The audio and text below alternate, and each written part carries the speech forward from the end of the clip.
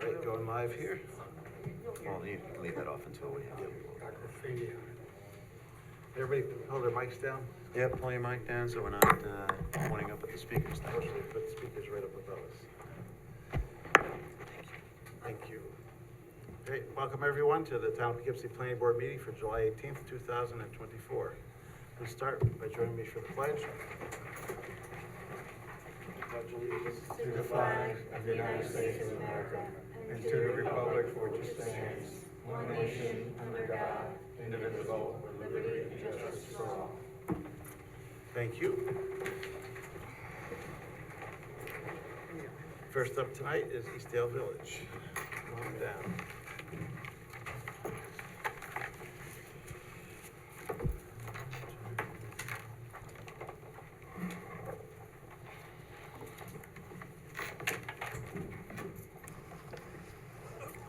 Thank you, Mr. Chairman. Jeff Kane. If I can share my screen here. Yep.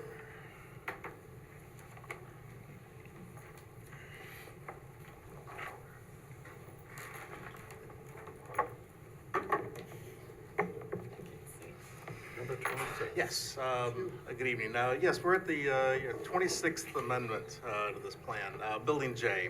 And just to orient everyone on this building, this is the west side of Eastdale, heading out of town on 44 on the left-hand side. And most of the development has been completed on this side. All the blue are the occupied residential buildings. The green are the mixed use or commercial buildings. And we still have building G, which is the daycare building under construction. The restaurant at the corner here, which is the Barbu restaurant. We're looking actually to get the final CO on that in the next week or so, and that'll be open. And we have just one building left, the O2 building that's left to be programmed. So that's all good. Does that supply oxygen to the? It is. It's right. ambulatory It's center? yes, provides oxygen to a lot of things, right? So, we're here tonight to talk about the building J, which is the kind of rust-colored building here. But again, this is on the east side. The blue buildings are residential buildings, all occupied. Green buildings are mixed use and occupied. The orange ones are under construction, except for building H, which we're has not really started construction on. So we're back to this building J, which kind of completes the block, completes the last quadrant here for this side of 44 and really the side of Eastdale Avenue. So let me start with maybe the architecture on this, and we're actually very excited to announce that this is going to be the future home of Lola's Restaurant. They're going to open up a restaurant here at Eastdale, so we're very excited to announce that. That's breaking news. Somebody wants to be the scoop that you now know, right? But yesterday we kind of brought the wraps off. But this is the Eastdale Avenue frontage here, and I just wanted to start with the elevation because we think it's something new, something different that we're looking here. And I say new and different, but the idea is this is going to look like an old building. Is the idea behind this? So it has kind of an industrial look to it with the way the buildings, particularly on the second floor. On the ground floor, these are actually garage doors. Let me change my pointer here. That will roll up into the dining area. So there's both inside and outside dining in this area of the restaurant here. So it's kind of we've certainly seen in other places, but nothing certainly in Eastdale like that. But we think it's kind of a new concept that we're bringing here. So it's again a nice change of pace here. So the restaurant's on the first floor, apartments on the 3 apartments on the second floor, and this is kind of the floor plan. This building, we have a couple of buildings with basements on the other side of 44, but this is the only building on this side that's proposed with a basement. So we have under the restaurant, under that area where the roll-up doors are, we have a basement, and then the second floor, the first floor is all restaurant with your residential access in the corner here, and then again part of the building the three units on the second floor. This points out roof below. I was looking at the site plan and I thought, it says terrace, roof terrace. I just want to be clear, it's just for mechanical equipment. It's not an unoccupied terrace. So yes, it's called a terrace, but it is not Okay, occupied. I thought it might be dining up there. What's that? I thought it might be a dining. Right. Unless you're the HVAC tech having your lunch there won't be any dining on that building. I wouldn't advise that on a day like this anyway.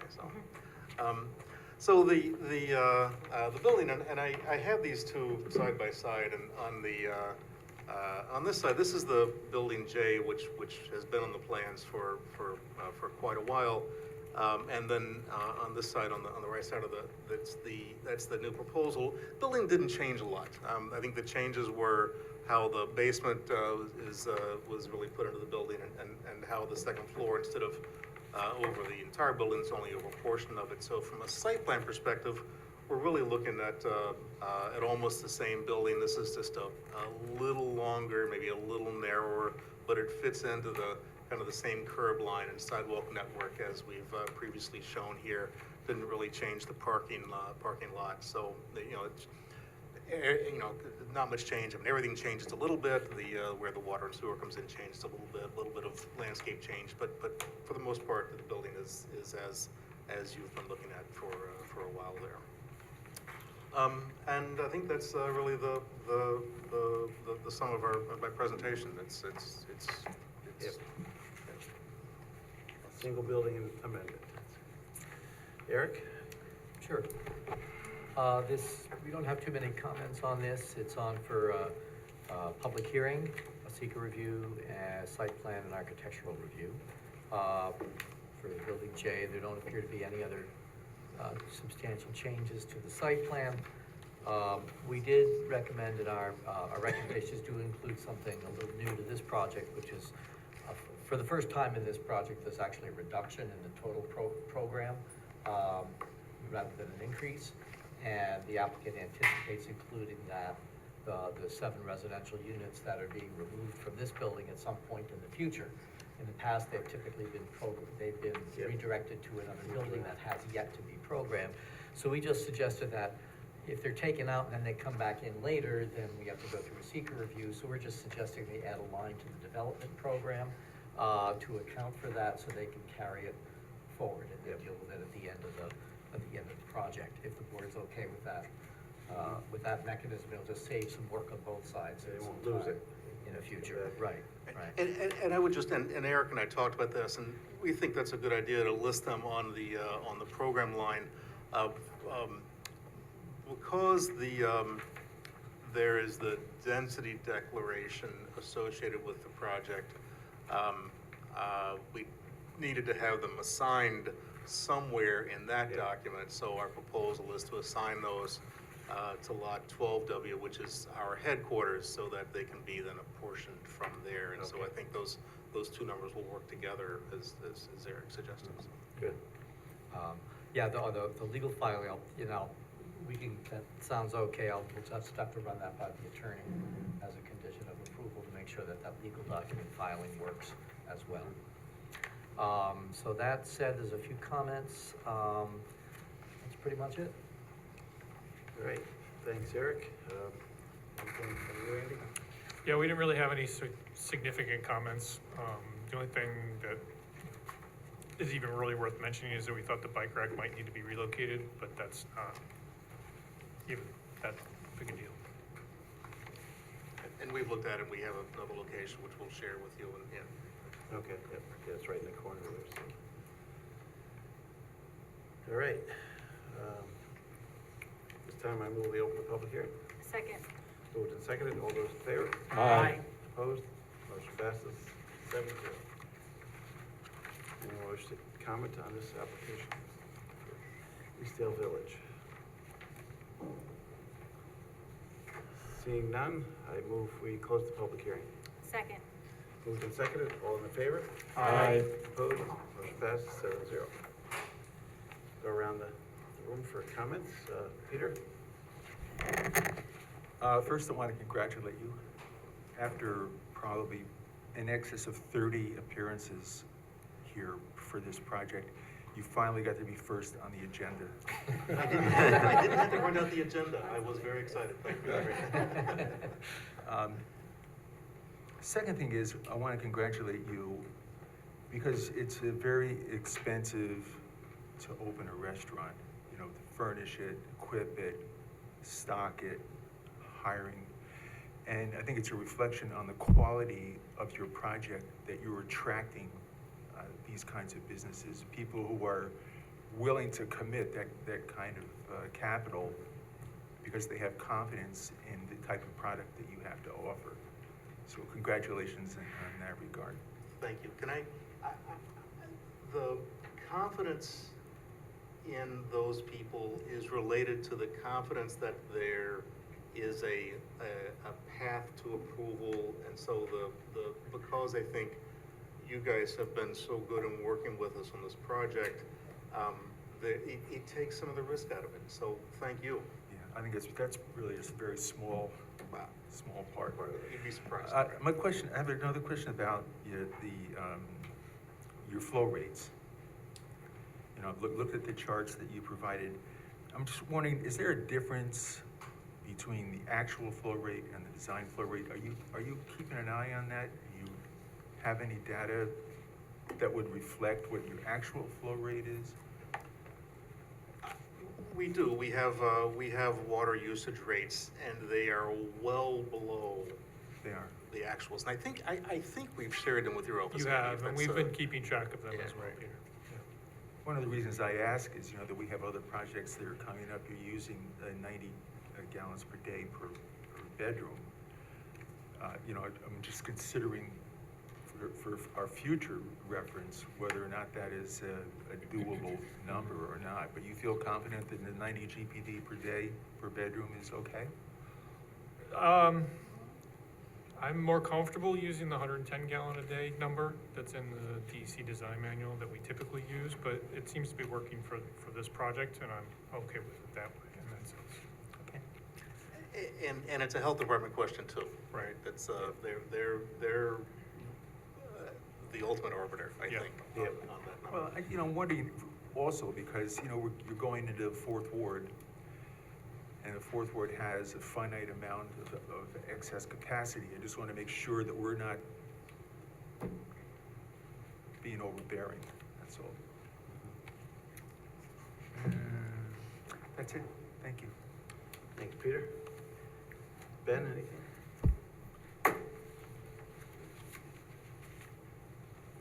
I just have one thing on that garage door dining area. Although there's not gonna be a high volume, high-speed traffic there, is there any type of barrier like bollards or any kind of, you know, piping thing that might separate the cars from the restaurant or? There certainly is curb sidewalk, and that area is a little depressed, so there's a little bit of, again, another curb at the edge of that seating. But I'd also say it's no different than any of the other outdoor seating on East Hill Avenue. To that extent, it's, you know, there's fence there, there's double curbs to kind of protect it, but I think the traffic stays pretty slow in those sections, to provide the protection. Plus there's street trees and hydrants and stuff. I mean, On-street parking. On-street parking, right? So Right, there's a lot of too. things in the way, but it's you know, it's good to be worried about, that's for sure. All right, just a thought. Yeah. That's it.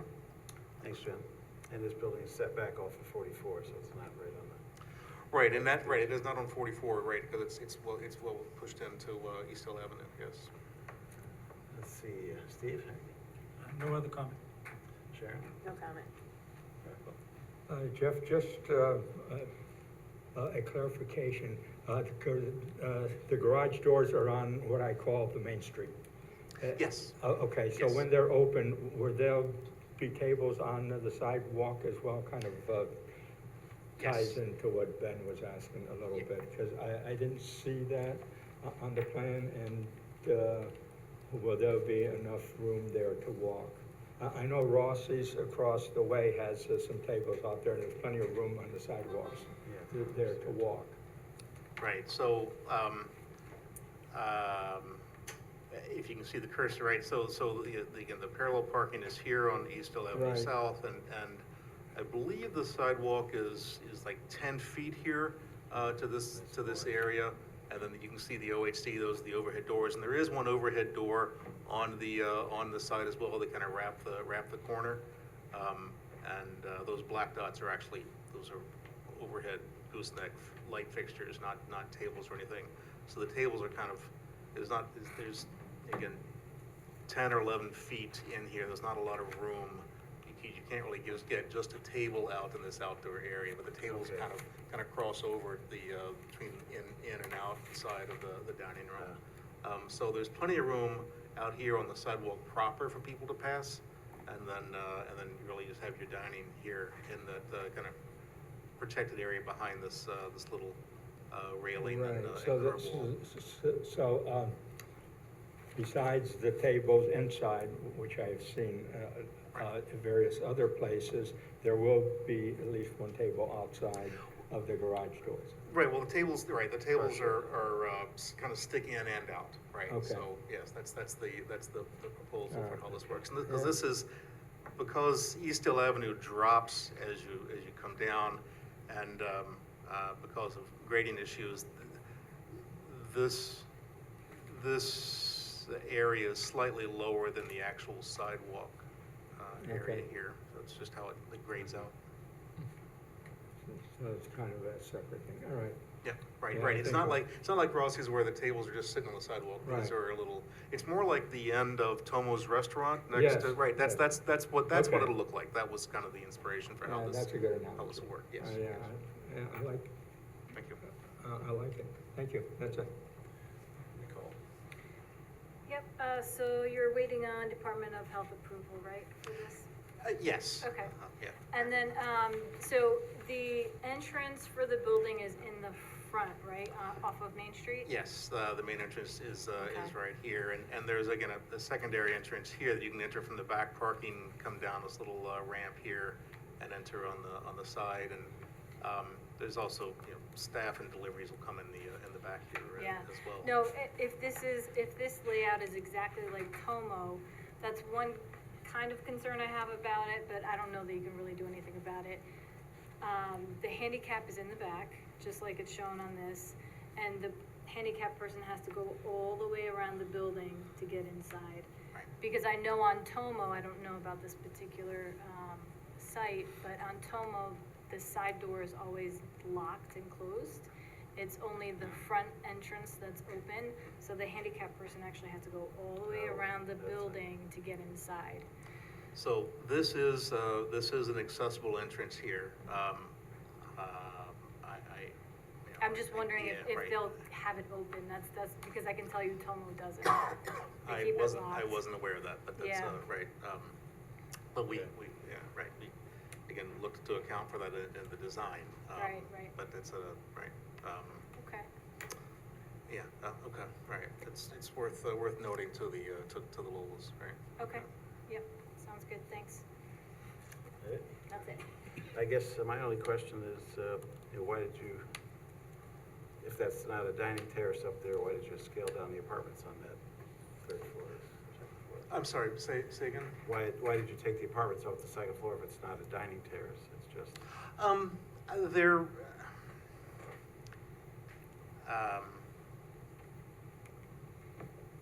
three residential units is really what fit in this building, and just kind of the way it laid out, we just didn't need to use all this space for the units, so. Okay. So where this line, landed is where the two-bedroom units fit in there, so it was just kind of, extra space left over. yeah, right, it was just, yeah, it wasn't needed for the units. And you get above 3 units, you have to have an elevator, and it Yeah, creates a that's- real disincentive to do 4 units. Okay, I didn't forget So about that's, that rule. it's, Are they sprinkled? they are, yes, Oh, okay. yes. Yep. All right, that explains it. Go ahead.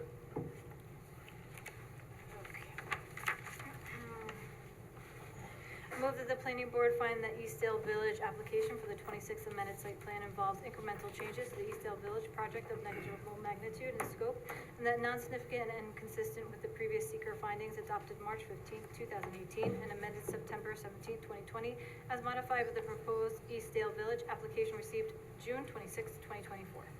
Second. Moved and second for seeker. Call the question. All those in favor? Aye. Opposed? Motion passes 7-0.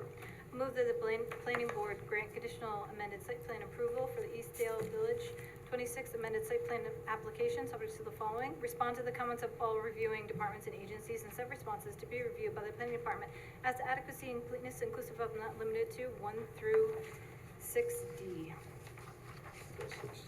Oh, 7, I'm sorry, 1 through 7.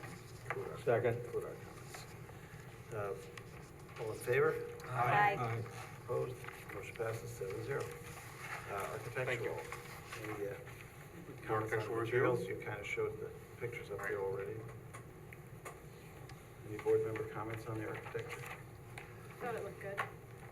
Yeah, it looks nice. Yeah. Right, so I can, yeah, there's, I'll show all four Nice of these, pictures but, there. but this is the, again, the Eastdale Avenue side, what the architect calls the west elevation. We've got, the brick, and again, it's a, I carry this brick, right, it's meant to look old, Calcium in it? so it, right, comes off in your hand, my car seat's dirty, my inside of my backpack's dirty, right, so I'm happy to get rid of this brick. Right, so don't lean against the wall if you're there, right? But it's, right, so there really is brick along the, it's a old California series, Balboa is the name of the brick. And then we've got hardy trim on the rest of the building around it, and then what we've got is the rich espresso, the dark hardy on the trim to work with that brick color. The same black shingles we've used elsewhere in the cold type windows. Again, those are all kind of similar to the rest of the buildings throughout Eastdale. And this is the back side, the parking lot side. Same, no brick on the back side, but you do have the rich espresso siding, and then the upper floor are the hardy khaki brown. So again, those colors all work together on this facade. And we get the two ends. So on the south end, this is the end kind of on the residential end. You see the full 2 floors and windows into the dining room below. And then the north elevation, it looks like 2 different colors of brick, but really that's just because this top portion is set back, so the architect used shading to show the difference between the first floor and the second floor, right? To show the depth, and even the detail, I think, with the filled-in windows to provide again the look and feel of it as an old building. Same colors, the Balboa brick and the rich espresso, and on all of the hardy trim. The signage on this wall, and again restaurant signage on the front wall, which back up and just Yeah, so that restaurant sign. Right. That was my question on the signage. Is it actual mural, a picture kind of thing you're thinking there? Well, or- it's right. It's his mural wall, and that was my question: is that it's really a mural or is it a sign? And so the answer was it's a sign. But just for clarity, it really is Okay. a sign. But that's the idea is this is hand applied, weathered to look like this building has been here a long time. That's the whole intent of how. Again, the brick, the weathered brick, and the signage are all meant to provide that look. And then I got the only other thing that we have then worked with worked with Lola's and is and again this is that same size, the mural wall is because we couldn't disclose at the point we put this together, but I have another sign on the second floor set back. That it requires a variance because this is a residential floor in this zone, you can't have a variance. And we would approach the ZBA and ask for a variance for that, but I wanted the board's support if they thought that was appropriate, because we think it'll really add to the look and feel of this building, and again, with the weathered look, to make it look like it's just been there a long time. And so we present that to you as a. It's an old factory turned into a restaurant, okay. Yes, yes. Any, I'm on a comments Zoom on the meeting, if architecture? that's okay. Looks good to It's me. the only place I can Yeah. find. Anybody else? Somebody else, so that sign, are you gonna make that look weathered as well, or is it gonna be bright and new? No, it'll be weathered as well. Again, yes, hand applied and be weathered. That's the. So fading? Yes, Okay, yes. yeah, I like that. That's very nice. Jeff, is half the roof over the restaurant intended to be an outdoor deck for the apartments? Because it looks like railings. Yeah, right. No, and I'm sorry. This is all. That's just HVAC equipment. This is not for public use. There's no entrance out here. Number one, but number two, that's not the intent there at all. Can't get there. So it's just. So that'll kind of screen the HVAC. Yeah, it's just right. It's just a architectural detail. All So right. those are railing strips, or is that actually, I can't tell. I if think it's those are. I solid or- think those are. I mean, you can see through them. Those are just. It's just a railing. You know, the parapet is higher here around the corner, and there's no parapet, but there's railing there. Just a design element then. All right, and move we accept architecture as presented. Second. Moved and seconded, all in favor? Aye. Opposed? Motion passes 7-0. Good to go. Thank you. 26. Thank you. See you for number 27.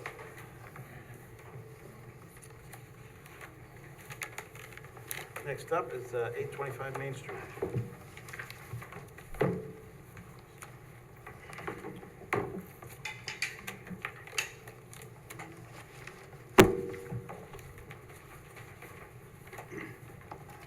Welcome back. I am John Moss from Moss Architects. Okay.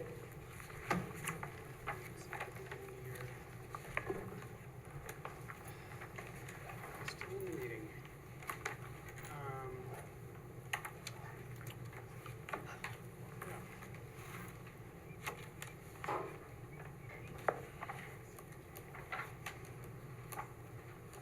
So they'll log me out.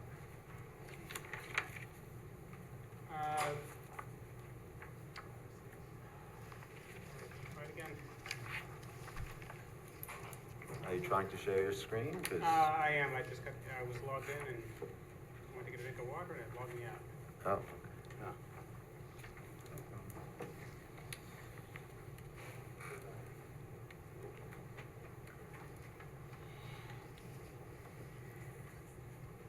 Yeah, no, it's in there.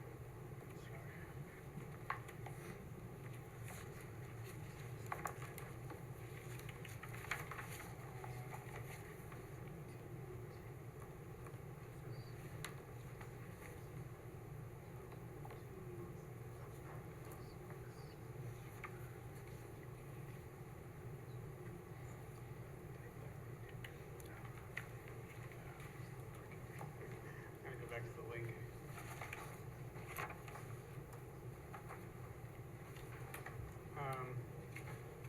While I'm struggling with Technology is technology, fun. we can tell you the nature of the project is a conversion of a restaurant to a work share space and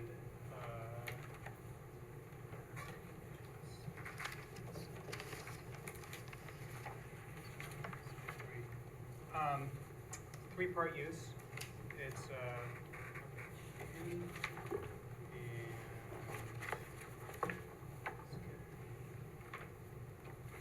It's great that you're working to reuse an existing building a bit, so yeah, so the bringing existing building. it back to life. Okay.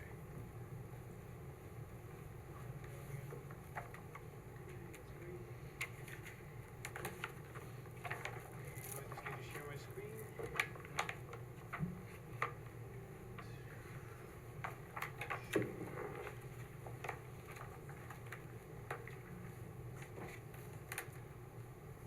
there we go.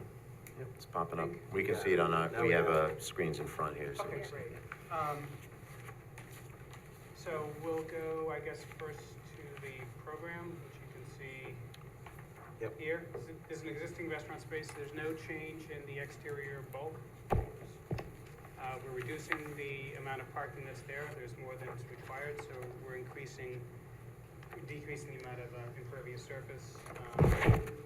Basically, except for some upgrades to the exterior, the building is staying as it is. And in the interior, there'll be 3 programs, work share space. People can do remote work, remote from their house, but not in an office. There'll be a FedEx shipment office space and a mailbox space. You know, people can rent mailboxes if they need a business address. So that's the program. Do we want to go to the site plan to look at that next? Okay, so the stuff that's in sort of dark green, this is parking this is asphalt that we're taking out. There's been some comments about some of the layout of like how the snow, just how the snow would be stored and some other things, and we'll rework those. Yep. We're happy, I think there's plenty of space on the site for us to make this work. So I don't see it as an issue unless you guys do. There's also No. some comments on, maybe we want to have the electric vehicle charging between a handicap space and a non-handicap and a space. regular, That's yeah. fine. We feel like we can work with you guys to do all the things you had comments for. There's nothing in there that Good. we were taken aback by. So I think we're just here for your questions now. Or Great. whatever you want to say to us. Thank you. Kristen? Okay, no, thank you for the project overview. For the record, the project is on for seeker review. It's considered a type 2 action under seeker, so it requires no further environmental review. It's also on for site plan review and architectural review. I had, as was mentioned, noted, there are a number of site plan related comments. I think that we can kind of work offline and work through some of those. Kenny and I actually had a discussion earlier today about maybe even increasing the number of EV parking spaces on the site. Definitely taking a closer look at where the snow storage would go, working with Arlington Fire Department to confirm access with their vehicles. Just by way of reference, there are other Main Street projects that the town has reviewed that Arlington Fire doesn't have full access to the property, so in this instance, you do have access on, along Woodcliff Drive, or Drive if needed. As well, yes. That's usually not ideal, as would be parking your vehicle on Main Street, Right. but, It's on the corner, so. we will, the applicant has acknowledged that they're amenable to working with staff and kind of sorting through those details. They do have an excess of parking per town code, so again, this is just such a unique situation on Main Street where we actually have the area to work within. As many of our other applicants that we've seen along Main Street, they have very, very limited access on their property, so we will continue to work with them. They have also cleaned up the property recently. I know there was some concern about overgrowth and that along the sidewalk. They took care of it as soon as I brought it up this week, so thank you to them. Great. I know the board's excited about the project. Back to the review though, I'll let Andy talk about engineering comments. Dutchess County Planning did provide comments, local concern with comments, related to the EV parking, the parking stall closest to the access to the property, about lighting and the temperature of the bulbs and things. So, and again, I know that I had a conversation with Kenny earlier this afternoon, or earlier today, and would be amenable to working through all those. But those are fairly minor for site plan related reviews. Yep. Obviously, access is critical, so ensuring that, the emergency access is available, and the person in charge of that review is actually on vacation currently, so I couldn't follow up with him this week, so he'll be back around next week. We can always help to facilitate that conversation with Arlington Fire as needed. And so there is it is on for a public hearing, so I have prepared a resolution to open the hearing, hear any comments, potentially adjourn or close the public hearing, and then you could act on the application if you chose to. And I'm not sure if you're prepared for architectural review. We would, if you guys feel it's appropriate, we would like to get your input on that too. Okay, yep, and so if the board chose to go that route, I mean, either way, you could, you know, take a look at what they're planning to do. So we could do a lot of things conditional Yep. if need be. All right, Andy, what do you think? Yeah, like Kristen said, we really don't have too many we have comments, but not anything too significant. Did want to make sure that the boundary, the property boundary shown on the site plans, matches with the survey. Just, it doesn't really affect too much because you don't have a lot of site work going on, but it's important to make sure it matches, particularly for my next comment, because it looks like your lighting levels are going up to 0.5 foot candles right at the property line, which would result in an exceedance of the allowable per town code. So you just need to adjust that a little bit. We can adjust that. And I think this is a photograph of the thing, but we did it with the meets and bounds. We inputted the property lines with the meets and bounds, so I think the photograph is slightly distorted, but that is the meets and bounds in the CAD program. Okay, so So- maybe I think the the- distortion of the photograph. Yeah, I makes think it the look like photograph there's was probably taken at an angle. Yeah, okay, that makes sense. Yeah. And then, you mentioned the snow storage. You might just need to maybe consider relocating the dumpster enclosure so that the area where you're we'll- showing snow storage is more effective. We'll work with you guys to do what you want. It's not a problem. And then finally, just coordinate with the sewer department on, abandonment of the grease trap, the existing grease trap restaurant. That's it. All right, thanks, Andy. This is on for public hearing, so I move we open the public hearing. Second.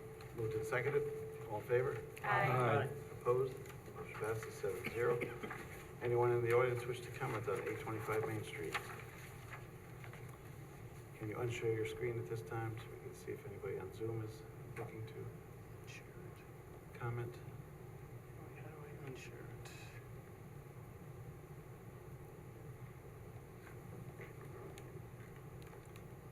So you would be okay with conditional then, Andy? Sorry. Yes. Seeing none, I move we close the public hearing. Second. Moved and seconded, all in favor? Aye. Opposed? Motion passes 7-0. Go around the board for comments, start with Nicole this time. What are the hours of operation? Monday to Friday, 8 to 6, and Saturday, 8 to 1, and Sunday close. Sunday you're closed, okay. All right, and you're redoing your parking lot. Just to go off of what Andy was saying, any new fixtures that you do get, they should be dark sky compliant. And they should be between 2,500 and 3,000 Kelvin, and possibly full cutoff. If you can find partial, that's okay, because that's kind of our town code. But going forward, we're gonna start asking for full cutoff. Okay. All right, and lastly, you may need variances for any signage that you put up. Yeah, we're keeping the existing signage stand, but removing the signage and putting in a compliant-sized sign. Okay, I'm so you not- won't need one. Yeah, so you'll Okay. submit that to the Okay, zoning yeah. administrator. Okay. Yeah. The building is 19 foot something, so it's not 20 feet, so the sign is actually too close for that when it says 20 feet for the front yard, so if you guys say we need a variance because of that, I don't know. You may, you'll have to see. Let's figure it out. I mean, she'll tell you. Okay. So So, It's not a big deal. Okay. All right, thanks. Rocco? Your hours of operation, that includes everything, even where the mailbox areas are, because I see that you can isolate that and people might want. No, I don't access. open for the mailbox after the hour, only the Only operation. during office hours? Yeah, Okay. only during office hours? Yes. Okay, all right. I mean, that was my question, because it seems like you can isolate that and people like to have access to Right. their mailboxes. No, I don't want to do that.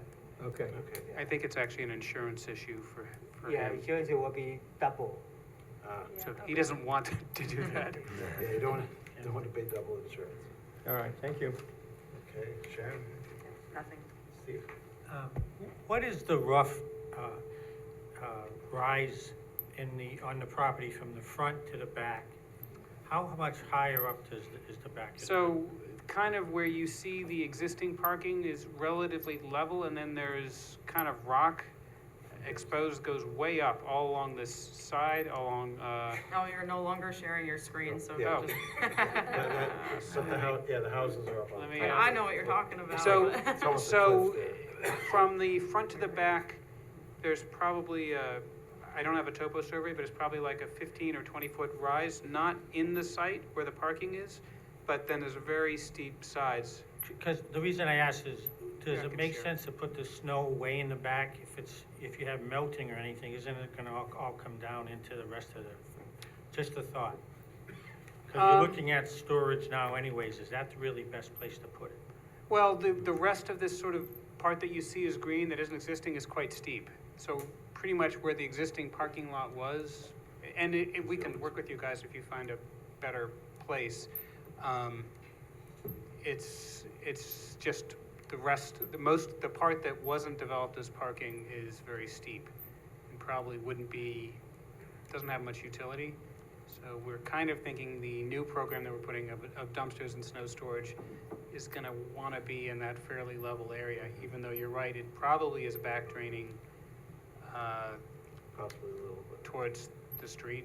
I guess Andy would look at the. It's not the steep drainage. there, but the rest of it is, a good, 12 to 12 pitch. It's really steep. Okay. That's all I had. Thanks, Steve. Ben? Good improvement, I have nothing. Yep. And Peter? It's a great example of adaptive reuse. I'm sure their neighbors are gonna be very happy. Yeah, it's good to get it cleaned up. It's been vacant for a while here now, so that's good. And you already mentioned the lighting, make sure it's not shining up at the houses. The houses are up on the hill. And I think you answered all the questions. The trash location, I guess what we were thinking is the trash is blocking the pushing of the snow onto that Yes, spot, you're right. It's So I think a it- very astute maybe- comment, and we do need to fix it. And Maybe the trash could be over where the gray area is, maybe take a parking space out or something, but work with staff on. Yeah, I'm sure there's a solution in there, given the Yep, amount of space there's we enough have. room in there to move things around and decide, so. I move that the planning board hereby determine that the 825 Main Street is a type 2 action per part 617.5C18, requiring no further environmental review. Second. Moved and seconded for seeker. All in question? Aye. Aye. Opposed? Any opposed? No. Okay, 7-0. Passes. I move that the planning board grant conditional site plan approval for 825 Main Street, subject to the following. Respond to the comments of the planning board and those received from town departments and agencies, and said response to be reviewed by the planning department as to adequacy and completeness inclusive of, but not limited to, the following 1 through 12. Second. Moved and seconded to grant conditional. All in favor? Aye. Opposed? Motion passes 7-0. And I see you have it up. Can you do architectural review tonight? If that's amenable to you, we'd like to get your comments on that as well. If we have to approve the architecture, so. that's- Okay, I mean, the building, I'm still sharing the screen, right? Yeah. Yep, you are. Okay, so current building, the changes are fairly limited. We're removing the existing light fixtures, we're putting in new ones. The ones we're showing don't meet the compliance. We're gonna select a different fixture that makes you guys happy. We're changing out this large sign for one that is gonna be compliant in terms of the size. So it'll basically, you'll just see it looks, you can see there's an illustration of it. Yeah. It'll just be square on top of that. Fair enough, yeah. There was a question about signage for entry and exit. We were planning on leaving the current signage that's designating that. If staff says they want something different, we can work with you guys. It's not a problem. We're taking out, there are these sort of awning eyebrow window things. We're taking those out to just make this look cleaner and give it a kind of a slightly more modern look. And the main change is that we're showing an entrance on Main Street with, That'd be nice. with a door, with the number, so it has a presence on Main Street, it isn't a blank facade. So I think that'll be, at least, I think that's the big gesture that will engage the street more, and that's kind of what we're hoping is the thing that you guys will say, thank you. That'd be a big improvement also. Is the brick that you're showing, is that existing? That's the existing brick. That's You can see it in existing. the photograph. Oh, yeah, okay, I see it. So- All right, Yeah. yeah, okay. Is Any there, is comments there on a name for this location, or is I it just think- 825 Main Street? So 820, I mean, right now, the signage says Poughkeepsie Shipping. I think this is what I Ken, registered from company. so this is what it's, this is the sign. This, if you can see that on the, this thing says Poughkeepsie, can I zoom in? Whoa, a little bit too much. Poughkeepsie Shipping, Yeah, it's Poughkeepsie Shipping Inc. okay. So that's the sign that we have, right now. Is it gonna stay that, or you're gonna change it? That's what it's going to say, right now. You it said does. right now, so, Oh. Yeah, I think that's the intention. okay. Okay, so that'll be- I think On if top it of the changes pool. in 5 or 10 years and we have to come back to you and say we want to call it something else, that would happen. Right, and your tenant will be FedEx, or that's just a placeholder? No, I'm an independent agent, so I will have FedEx, UPS, and. Okay, so you will run it, it's not FedEx that's No, gonna no, I run it? will not. Okay, so it's like a drop-off, a pickup? No. All right. Okay. Any other comments on the architecture? Looks okay, it's good to improve this. I mean, so I did think of one thing, we already approved the plan, but I didn't know if we mentioned the bike rack, but I don't know if you see anybody. Knew that was coming. What's that? I knew that was Yeah. gonna. It's too late now, but since I approved it, but if you. It's- if you- it's- if it's you- not if too you find late. you have people. I think, if you I find bike to people work, biking so to work yes, there, yes, you we use the can office find a there. place for a bike rack. then you could throw I one on think there. that would be, That would be great. useful. And I move we accept architecture as presented. Second. Moved and seconded, all in favor? Aye. Opposed? Motion passes 7-0. Very good, you're good to go, and good luck with the project. all right, thank you very much, appreciate it. Just work with Kristen to finalize everything. Get you going.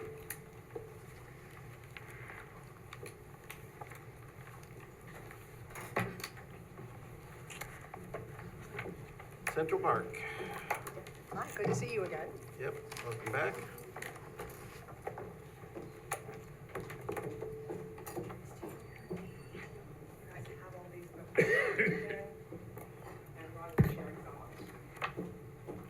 Oh, this is different. Hello again. It's much more detailed. Yeah, how are you tonight? How are you? I'm good. How you guys doing? All right. Awesome. All right, we're in a festive mood, as you can tell from our shirts. Ron, are you there, Ron? Yes. Can you speak up a little? Can you hear me now? Yes. Better. Here you go. Okay. You're welcome. All right, so you want to give us a little update on what you, since the last meeting? Sure. Ron, do you want to take it? Yeah, I have to share the screen. Yep. Coming up, we're starting to see it. Okay.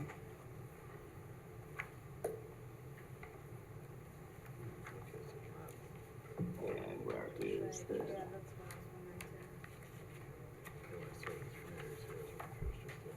I just had it up there. There it is. Okay. So we got recent comments back for tonight's meeting from Eric on July 11th. And I felt that the best way to do this is to answer them. I mean, I don't see any other way. So if you want to start with the first one, number one. I'm not sure we need to. What do you not want? I'm not sure we need to go through them in detail. Okay, Yes, but, all right. But just in general, what improvements have you made since the last time? You think you've taken care of the comments? Yes, all the comments have been addressed. Okay, Yes. and we can just go right to Eric here and have him give his say. Perfect. Sure. Yeah, we have, it's on for site plan special use permit hearing and also for architectural review, usually conducted after the board considers site plan and special use permit. The recommendation from staff is for a conditioned approval, site plan and special use permit, and then for the board to conduct architectural review. We really didn't have too many comments, a couple of technicalities. There was a question, I know a couple of board members have expressed curiosity about the materials proposed for use, because we can see colors, but not materials. The sails are visible, but the size wasn't specific because they're dimensioned as a detail, but we don't actually know what size they'll actually be. And otherwise, that's pretty much it. So we have provided the full color palette as well, with all the architectural drawings. As you know, we're a franchise, so with 70 of these up and running, they all look very similar. And they all will actually end up looking more like ours than some of the older ones, because we have the opportunity to be the best of the best right now with the latest and greatest of what the franchise architect has decided is, the best looking, the best version, everything. So we'll be one of the first ones that is using all the required and requested new materials, and it's just gonna look fantastic. Great. I think the only other question that came up, which was not actually in our comments, was whether or not the garage doors would remain operable as garage doors, or if they were gonna be separate. They will not be egresses. operable as garage doors. They're just gonna be there for light. Thank you. Excellent. Denise, that's not true. Oh. Three of them are operable out of the 8, okay? They're just not operable now. So that's when we say they're not operable, is because they're not operable now. All the motors have been damaged. There are 3 new ones out of that 8 that are in there that we want to reuse as air intake situations. So what we have in the plans is there is 3 doors in the building plans that we'll be able to use as exchange for air. And that's it. There will be no egress or ingress from those doors at all. There'll be walls that'll be blocking up to the second window. To make sure no dogs escape. Yeah, that was. And nobody can get in. Correct. That type of thing. But the 2, I'm showing this picture here because Eric also asks what is it gonna look like? They're gonna be painted black anodized. They're gonna be not see-through glass. And the first 2 will be the level for light coming through. And it's hard to see here from the outside, but that's a wall that runs across, so to speak. Okay, good. Great.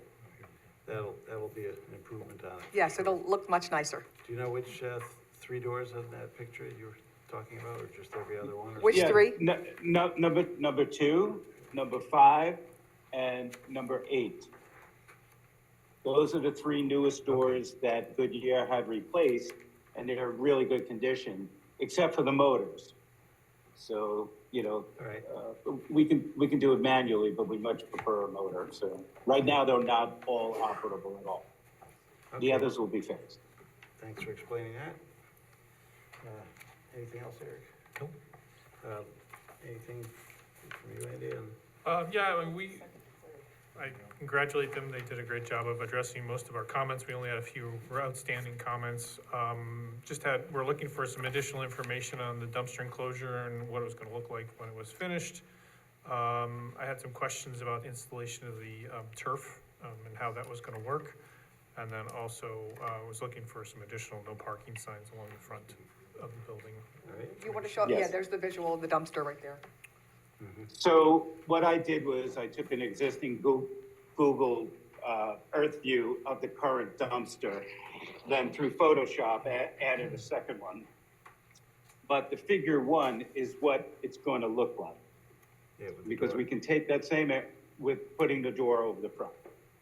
Okay, and what's the material, what's the material that the enclosure is gonna be made of? What's existing there right now is vinyl. So what we're going to do is redo the vinyl and I'm talking to the landlord right now, so we're probably gonna have to go 50-50 on it. Redo the vinyl and put vinyl in the front as well with a locking mechanism, if you can see in figure 1. Let me see if I can blow that up a little. It's a company that does it for, I don't know if you can see that, but there's a locking mechanism right there. Right. Okay, Is that, Yeah. acceptable down there? I think so, yep, that's fine. Good. And then you wanted to know about the canine grass. Yes, The canine grass is probably the #1 grass. The installation will not, we do not break up any asphalt. Eric has asked us if that was the case. There's no asphalt being broken up. There is a substrate underneath that'll be a combination of #2 stone and some other material, I forget what it's called, and then the grass is layered over that. So it'll be, I think the last time we discussed, there'll be a lip around that goes around the whole circumference, or the rectangle, so to speak. That'll be about 2 inches or so that, it also will comply with the flood vents that we're putting in the fence in those areas. Ron, I think your description is for the exterior For the outdoor- turf, outdoor not for play. the. Yeah, you're showing the showing interior, honey. Display of the interior, is that right? That is what Yeah, Andy's question was about. exterior. Yes. The exterior is in the cut sheets. Yeah. That's in the 77-page narrative. So the exterior is all in there. I just put this up, like for the next thing we were gonna show. So, Yeah. I guess my question is, the cut sheet that you show, it indicates, an aggregate, I assume it's a stone aggregate underneath the carpet, directly in Yes. contact with the existing subsurface soil, presumably so that it can drain into the soil and not run off through the through the asphalt.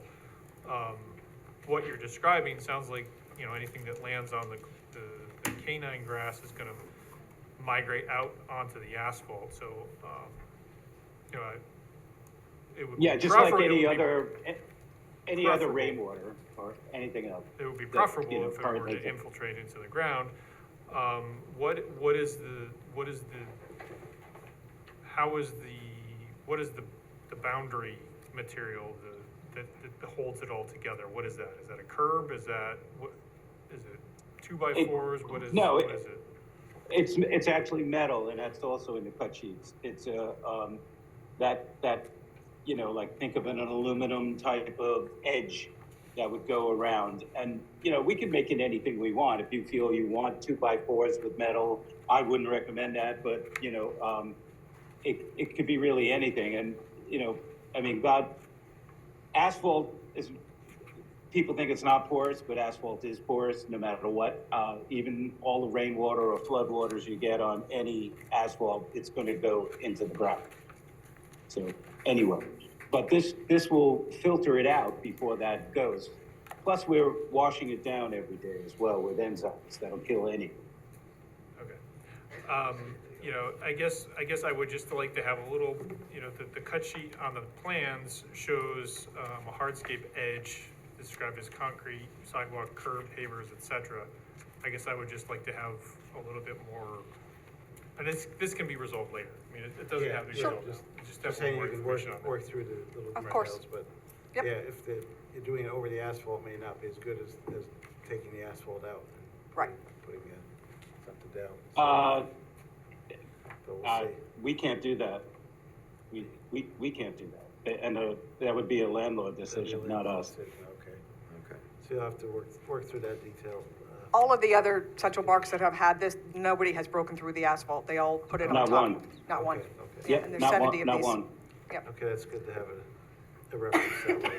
And then you had one more question about no parking. Yeah, I was just looking for, we have the pavement striping and no parking painted on the asphalt. I'd just like to see a few Yeah. no parking signs along the front, that's all.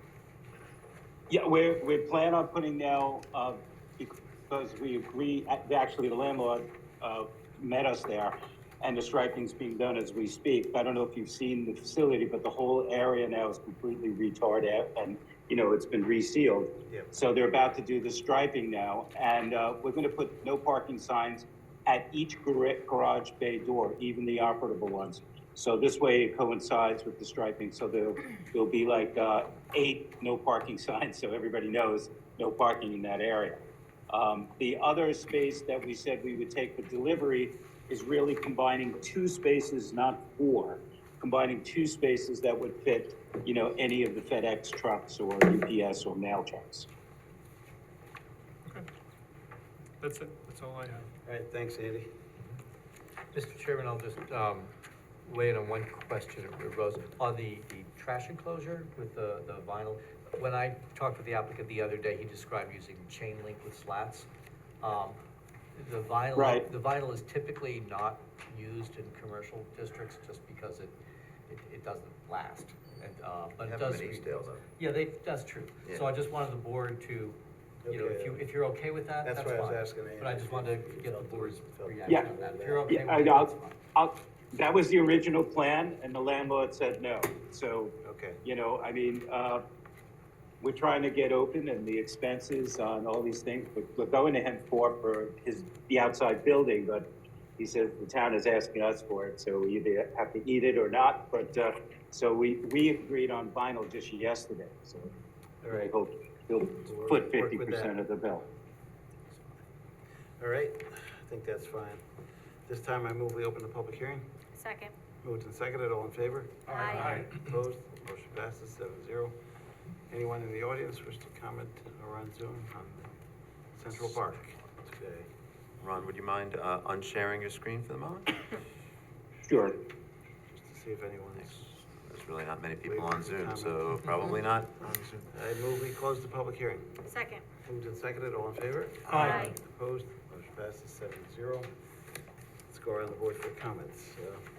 Start with Dan this time. Just one question, are there gonna be any fake fire hydrants in here?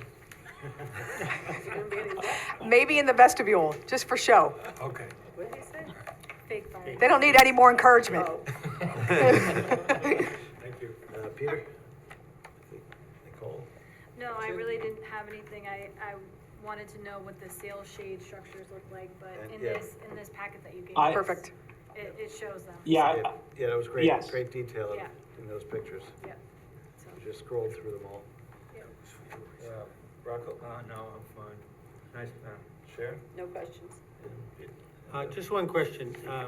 Does the franchise have a history on those sunshades, like, especially in the northeast with the winters we have? Is there a history on those? Yes, the franchise started actually in Wisconsin. So they have pretty bad weather. There's Minnesota, mostly in Minnesota and Wisconsin, so. And they only use the sunshades, you know, in certain times of the year. Like you could see them, they're not in use. It's only just to block the sun if it's really super hot for the animals. Yep. Thank you. That's all I have. Yeah, just as long as they're tied down for windy days. Right. they're retractable. Yeah. They're retractable.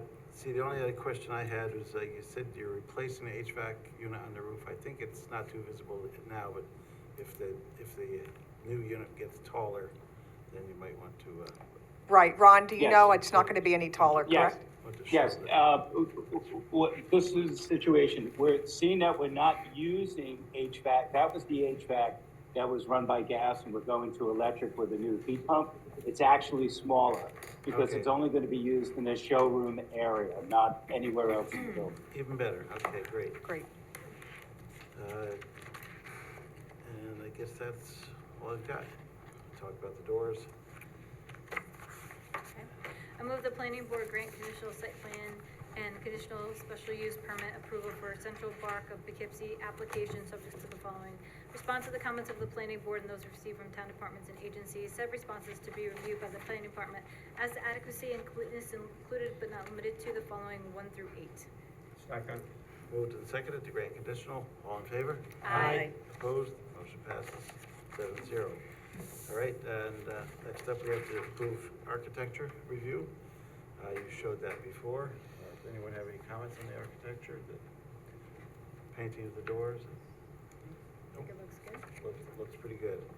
I move we accept architecture as presented. Second. Moved and seconded, all in favor? Aye. Opposed?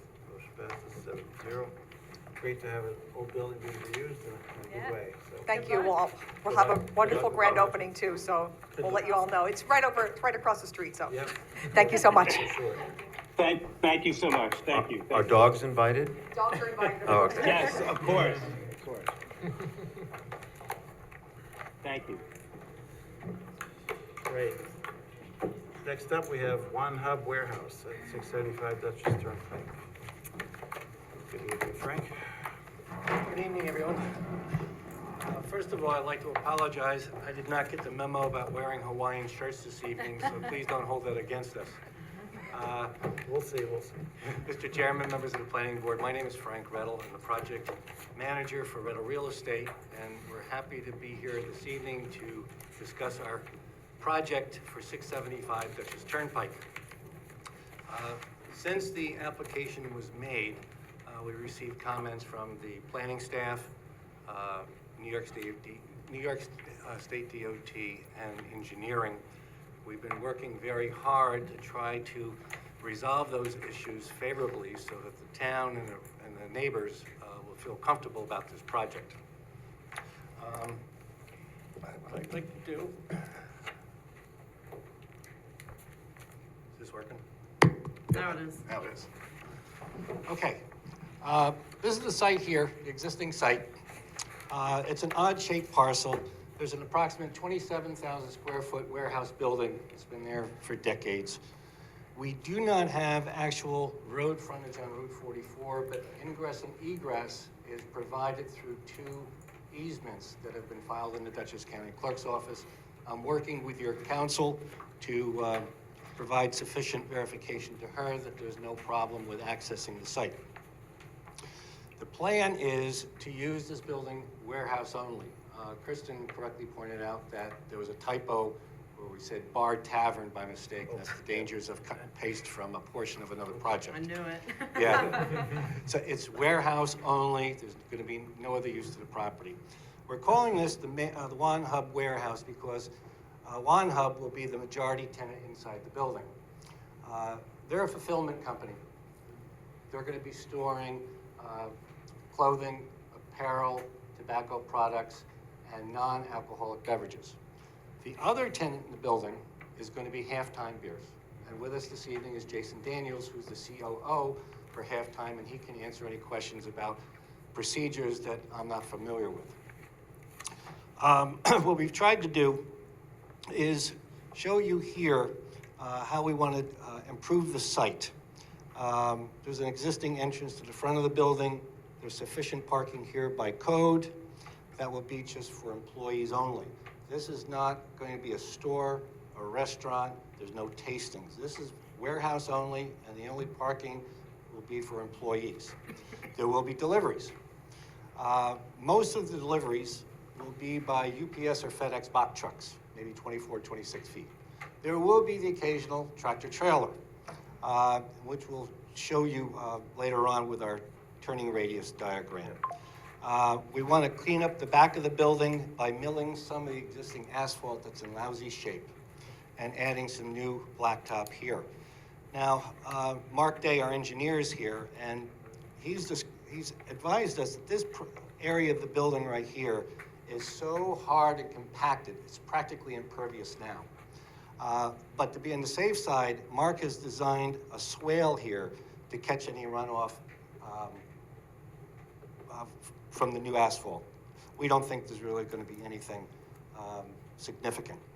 We're also suggesting some landscaping. The rail trail is just on this side of the building, so we want to dress up that side of the building for the rail trail. Behind us, well, let's see, this is the east side of the property, is Catskill Avenue. Those houses are generally about 20 to 22 feet higher in elevation than us. They're basically looking down on the building. There's existing rooftop units. We're going to put shielding up, but it's going to be, because of their elevation, they're looking down on the building, so even if I had a 10-foot shield, they still may see some of the HVAC units. We'll do the best we can to shield it. I wanted to go through some of the comments that we received. I mentioned it's going to be warehouse only. We're anticipating probably 2 to 4 trucks on average throughout the year. Most of the deliveries are going to be Tuesdays and Thursdays. It's Monday through Friday only, from 8 a.m. to 6 p.m. When trucks come to the site for a delivery or a pickup, they will be shut off. They're not going to be allowed to idle. I think there's DOT regulations about letting trucks idle for a considerable period of time, but we're going to require the truckers to turn off the engines so that there's very limited inconvenience to any neighbors. There's going to be no outside music, so the only noise would be a truck driving in or out. We will not require any trash compactor. Most of the garbage is going to just be cardboard. We're showing a dumpster enclosure over here. There's some notes that have to be added to the plan regarding that. And all the suggestions for notes to the plan, we're in the process of doing that. I mentioned that the right-of-way easements, we're working with your council on that. This is a diagram for a turning radius. Coming into the site, leaving.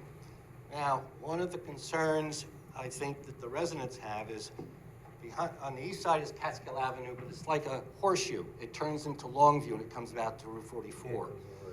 Our delivery trucks are going to have explicit instructions, no deviations, that if a truck is coming from the Poughkeepsie area, it has to go out Route 55 to Overlook Road, left on Overlook Road out to Purple Parlor, left at Purple Parlor, and that's how they will come into the site. We are not going to allow any trucks on the residential road whatsoever. It's a little tight, but we think it works. Up here in the corner, that's Harkin's Welding Shop.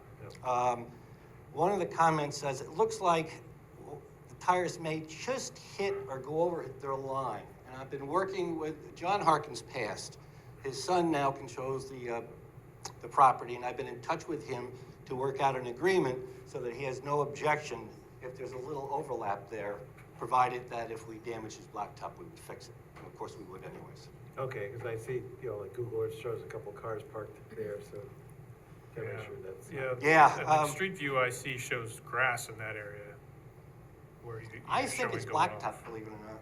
I could be wrong, Andy, but, Looking at it well, right here. I'm not gonna argue with the picture. Okay. I'll take a better look at it, and we'll address any concerns there.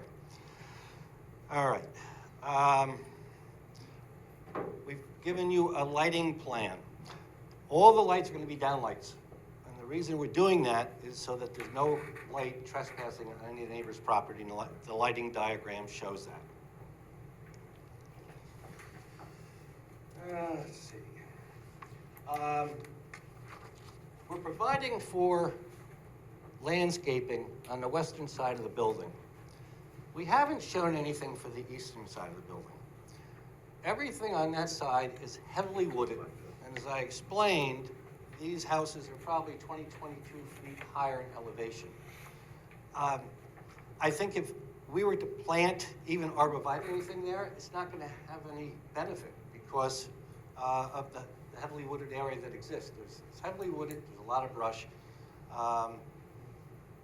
We weren't proposing anything because the site's existing the way it was. The only thing we're going to be doing is dressing up the outside so it's not as ugly as it is now. Yeah. If anything, we'll probably be improving the picture from the neighbors' windows.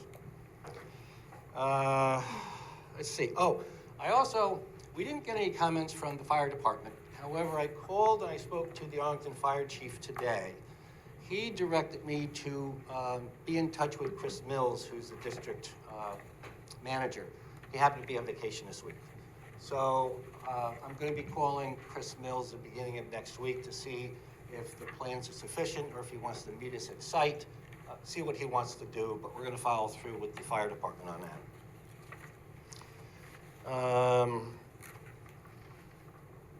That's all I have for my presentation. I'll be happy to answer any questions that the board members may have.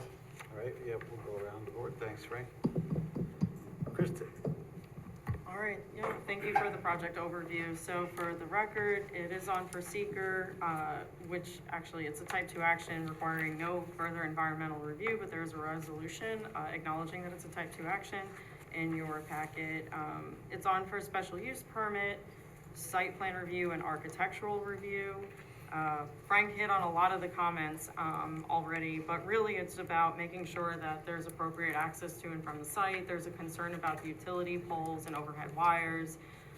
You hit a lot, on a lot of the concerns, but ultimately, from a site plan perspective, I've prepared a recommendation for the planning board based on what's heard in the public comment component of this evening, for the board to either move forward with a conditional approval and architectural review, or to defer action with comments.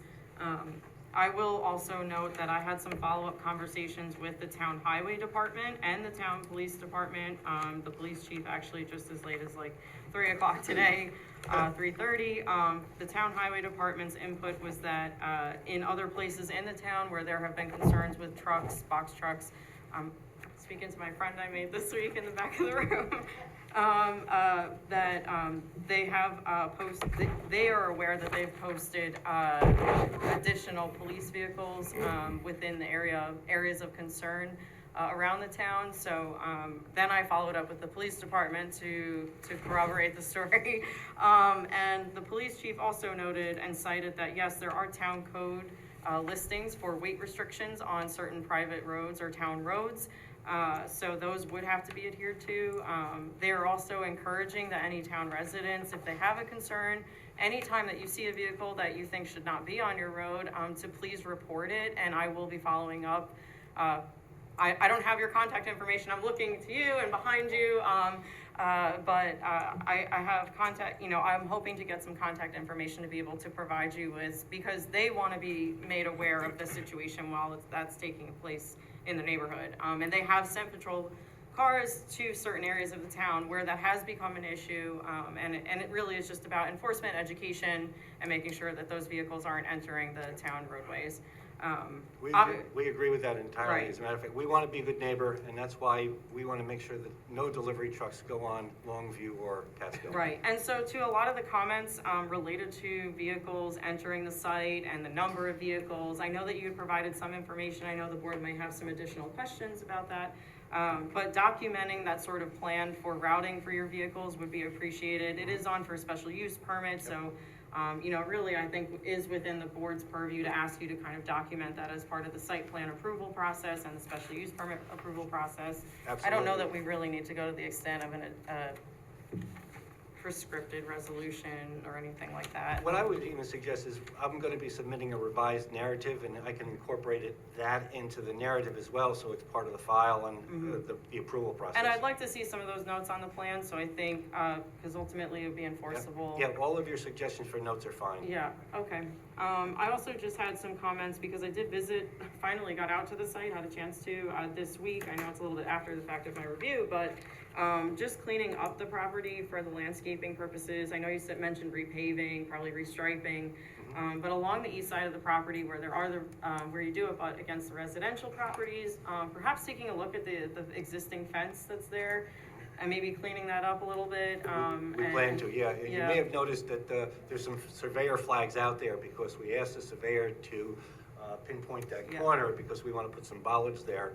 And I don't know if you noticed, but a couple of neighbors brought their fences right down to where our line is. And their fences are proper, they're in the right location, but it's good that they did so that good fences make good neighbors. Right, sure. So. And then I appreciate the acknowledgement of the location in proximity to the rail trail. County DPW didn't have any additional comments, although that might change, but I don't think they had anything to offer at this time. Dutchess County Planning was a local concern, or a matter of local concern. They had no comments to offer. I know you're working with council regarding the easement and access to the property. That's ongoing. DOT definitely had several comments. I know that you're working through Were also provided, I believe, the end of last week, early this week. I have no concept of time anymore, so, you know, I know you're working through the comments. You know, really, as a staff, I would like to see the site plan a little bit further along. That said, I don't know that there's anything necessarily insurmountable at a staff level, to work with the applicant offline. I know they're anxious to get in the building, but we would have to, you know, I think that there's a genuine concern about site access, and in particular with large tractor trailer sized vehicles, and especially in proximity to utility poles and overhead wires. And I think that really needs to be sorted out. And I know you're willing to have those conversations, Oh, sure, so. sure. I know, you know, in the past, right after the property was purchased, Herb put a tenant in there, Net Publications, NetPub. And they were a publishing company. They did printing and they made books and pamphlets. And for the better part of 30 years, they had heavy trucks going in and out of there with delivery. And there was never a problem with telephone poles or overhead wires or anything. Yeah, I was gonna ask what was the previous use of it. That's. Yeah, it was And I a think warehouse before. Your narrative says about 2 to 4 trucks per day.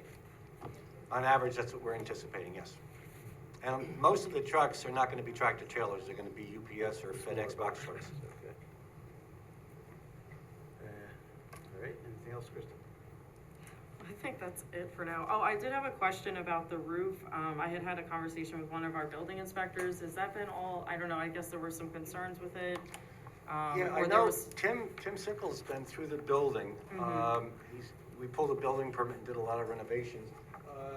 Hey, Kyle, I see that you're on Zoom. Can you answer that question about the roof? Yes, so this is Kyle Lawrence with Rebel Properties. We did a full overlay on that roof. We had some water issues coming in there, so that's since been resolved. Okay, good. And then just about the lighting, you might have mentioned it about the floodlights. Was that a security measure or just a holdover? Actually, it's security and be able to see safely when it's dark out if a delivery, in the wintertime when it gets dark so early. But we can put those on timers, so they go off at 9 or 10 o'clock at night if it would help with the neighbors. We can put them on That'd be timers. ideal. They don't have to be on 24 hours a day. Great. Okay, I'm done. I would do that. Andy? I guess, you know, just to reiterate, you know, I do have concerns about the truck access. Do you have a sense of what size of the trucks that used to come in and out of there? Is it consistent with what you're showing on the plan now? My understanding is it's consistent with what we're proposing now, yes. Okay, and you're pretty confident that this is the size of vehicle you're gonna be using? It's not any smaller? It actually may be smaller. It'd be smaller. Yeah, we're showing WB 40s, but we really think it's gonna be more like panel trucks or FedEx vans. UPS and FedEx are like 30 footers, 29, 30. But as far as the tractor trailer type vehicles though, is this, you comfortable that this is the size or slightly smaller? Yeah, that's the truck I think they planned on using Okay. for deliveries here. All right. Maximum size. It'd be a very, very rare occurrence that you're scheduling. That would be like peak holidays where you need to do a major load in, but that's on a very rare occasion you do that. Okay. That sounds Yeah. more comfortable. It's more comfortable, yeah. I will admit, and to be transparent, you know, eventually we get approvals. The first couple of weeks, we'll be kind of busy with trucks coming in because we're gonna have to bring in shelving, racking, and product. It'll probably take 2 or 3 weeks. It might be a little hectic then. I just wanted to point it out to the board that it's not gonna be 2 to 4 trucks. Right. That's called the construction period, I guess. Right. That's expected on any project. I didn't see the floodlights indicated on the site plan. Can you point out where they're gonna be located? Yes, I can. Okay, this is the north end of the building, and we've got one there and one there. We're putting them at the top because then it can shine over the canopy. Okay, and And we've taken that in consideration with the lighting plan. it is included in the lighting plan? Yes. Okay. I actually think you showed them on one of the other elevations too, just kind of mounted to the side of the building. That's why Yes. I thought it was a They were little. the sides. Yeah. They were the side of the building. Or maybe those are new plans, because I, Yeah, actually, I think when we marked, We- it was 18 feet high. Is that- Yes, and we actually took them off the west side. that's what, yeah, okay. We did, there's an issue because, lighting is a difficult, when you start using these type fixtures, the higher you go, the more spillover you're gonna get. But the problem is, the lower you drop them, the hotter the spots. So we had no real way, because it's so close to the property line, to not have spillover onto the rail trail. So we decided to eliminate them. I mean, there's nothing much on the back side there anyway, facing No. the rail trail for access to the building, it's just a wall. Okay, I just wanted to make sure I wasn't totally losing it, because I definitely You're not. remembered seeing it in an earlier version on a. It was, we Yeah, did okay. remove it, yep. No, Okay. far from you losing it, Kristen. All right, Never know these days. and then finally, I just had a question about the swale that you're proposing. It seems to be kind of directed towards a building with no outlet. I'm just curious how that's Well, gonna we have, drain. we don't anticipate a lot of water there. That's not really water that's coming, that's actually a cutoff swale to basically direct water that would normally flow onto that proposed asphalt area. We just want to direct it around the site. My anticipation is that maybe that fills and goes over. There is a storm sewer below it. I mean, we could doghouse a catch basin in it. I didn't really think it was necessary because I think the flows are low. So we were just, I think it would work fine if we just let it. Do you have a sense of what the soils are like? Are they well drained? I mean, It's a clay loam mix, so I'm not Okay. anticipating. I just don't want to, I just want to avoid a mosquito trap. Avoid what, I'm sorry? Mosquito Yeah, trap. standing water if it becomes a problem. If we So- have to, then we would cut into the storm Yeah, sewer. I mean, I think I would prefer to see that. So you want a yard drain Just a type little thing? yard drain in there, I think would be best. Okay. Yeah, we don't want anything draining onto the rail trail to freeze or whatever either. It doesn't look like it will. There's like a berm on the north side of the building there, between the parking and the. We can rail do trail. that. That's Right, it. So you Yeah. think, so you're comfortable with that conditional thing? I'm comfortable with conditional as long as we get DOT approval Weigh in on I'm okay that. with that. All right. At this time, I move we open the public hearing. Second. Moved and seconded, all in favor? Aye. Opposed? Motion passes 7-0. We have two people who signed up for the hearing. See Mary. If you guys could step down and so that they can come on up and.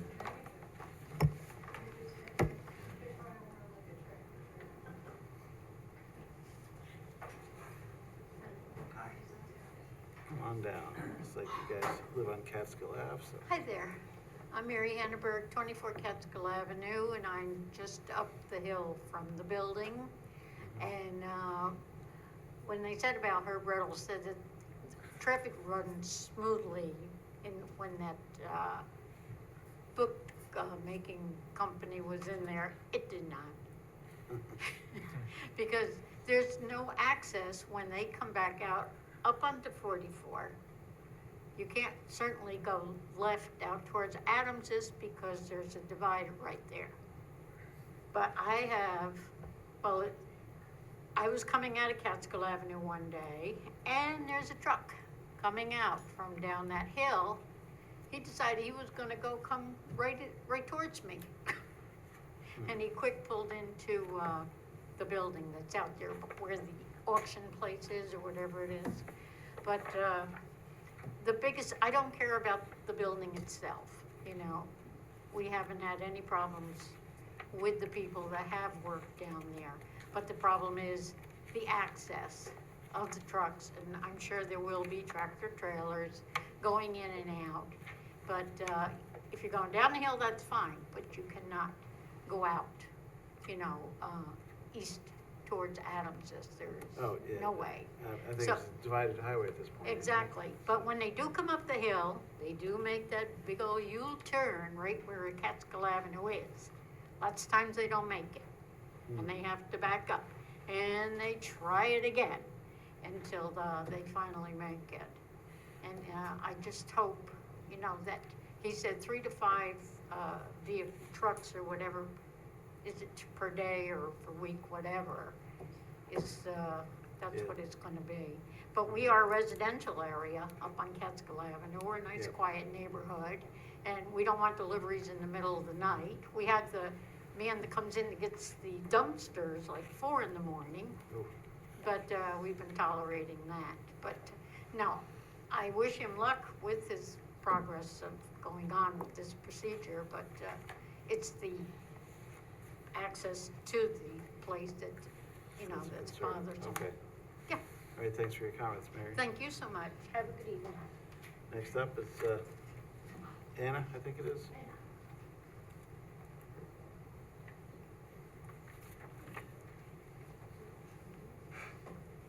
Hi, I'm Anna DeFrance and I live at 48 Catskill Avenue. Like they said, the biggest concern we have is traffic.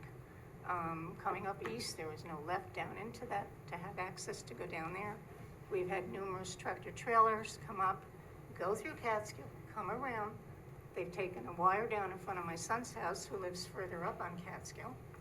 And we also have a weight limit on our road. And tractor trailers are heavy, especially if they're coming to unload. Yes. And I also have a concern how many bays they're gonna have, because when tractor trailers or trucks back up, they have a reversal beeping noise, Yep. okay? And I don't wanna listen to that when I'm eating dinner on my patio. And I don't know how many bays they're gonna have, but every truck that backs up is gonna have a beeper on. And that's also a concern of mine. I don't know about the easement. I did know John Harkin years ago. He was a good friend of mine who would not give an easement, but his son John may. And I also have a concern, is there any possible way that they could come in Love Road down by Big Lot? Is there access anyway from there that maybe they could have an entrance and an exit? I don't know. But that's, like I said, Yeah, it's that'd be- dangerous. That'd be crossing the rail trail there, so. Right, probably but they not. do that on Overrocker or whatever, Ah, where that warehouse Yes. for your thing. You put stop signs, whatever. But tractor trailers are dangerous. it's a tough- And it's very hard to make that turn down into there. And coming out in the winter, they have to come up, they go into both lanes to get out. Been there, done it, I've seen it. We have all to do to get out. When I go out of Catskill now, I don't take a left to go up to Adams.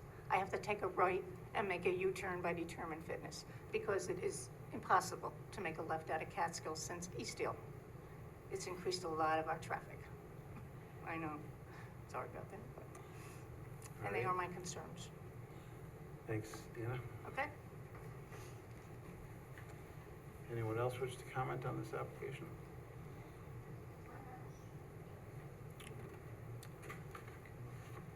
Move we close the public hearing? Second. Moved and seconded, all in favor? Aye. Opposed? Motion passes 7-0. We, Go ahead. Go on. the neighbors have very valid points, no question about it, and we are serious about making sure that any delivery trucks don't go in a residential area. If I lived there, I wouldn't want to see it, and we're going to give specific instructions to any delivery drivers. Good communication.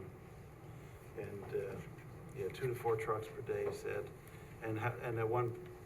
Per day or per week? Anna asked about how many bays you have, it's just, how many truck docks. Kyle, how I many think it's bays? just Are there?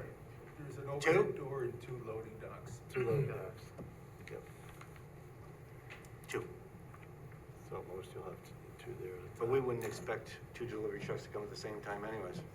Yeah, it's probably just, It's primarily a storage facility. We're storing goods, picking and packing it, and scheduling limited amount of trucks to come. Yep. Tractor trailers coming there would be a very, very rare and odd occurrence. yep.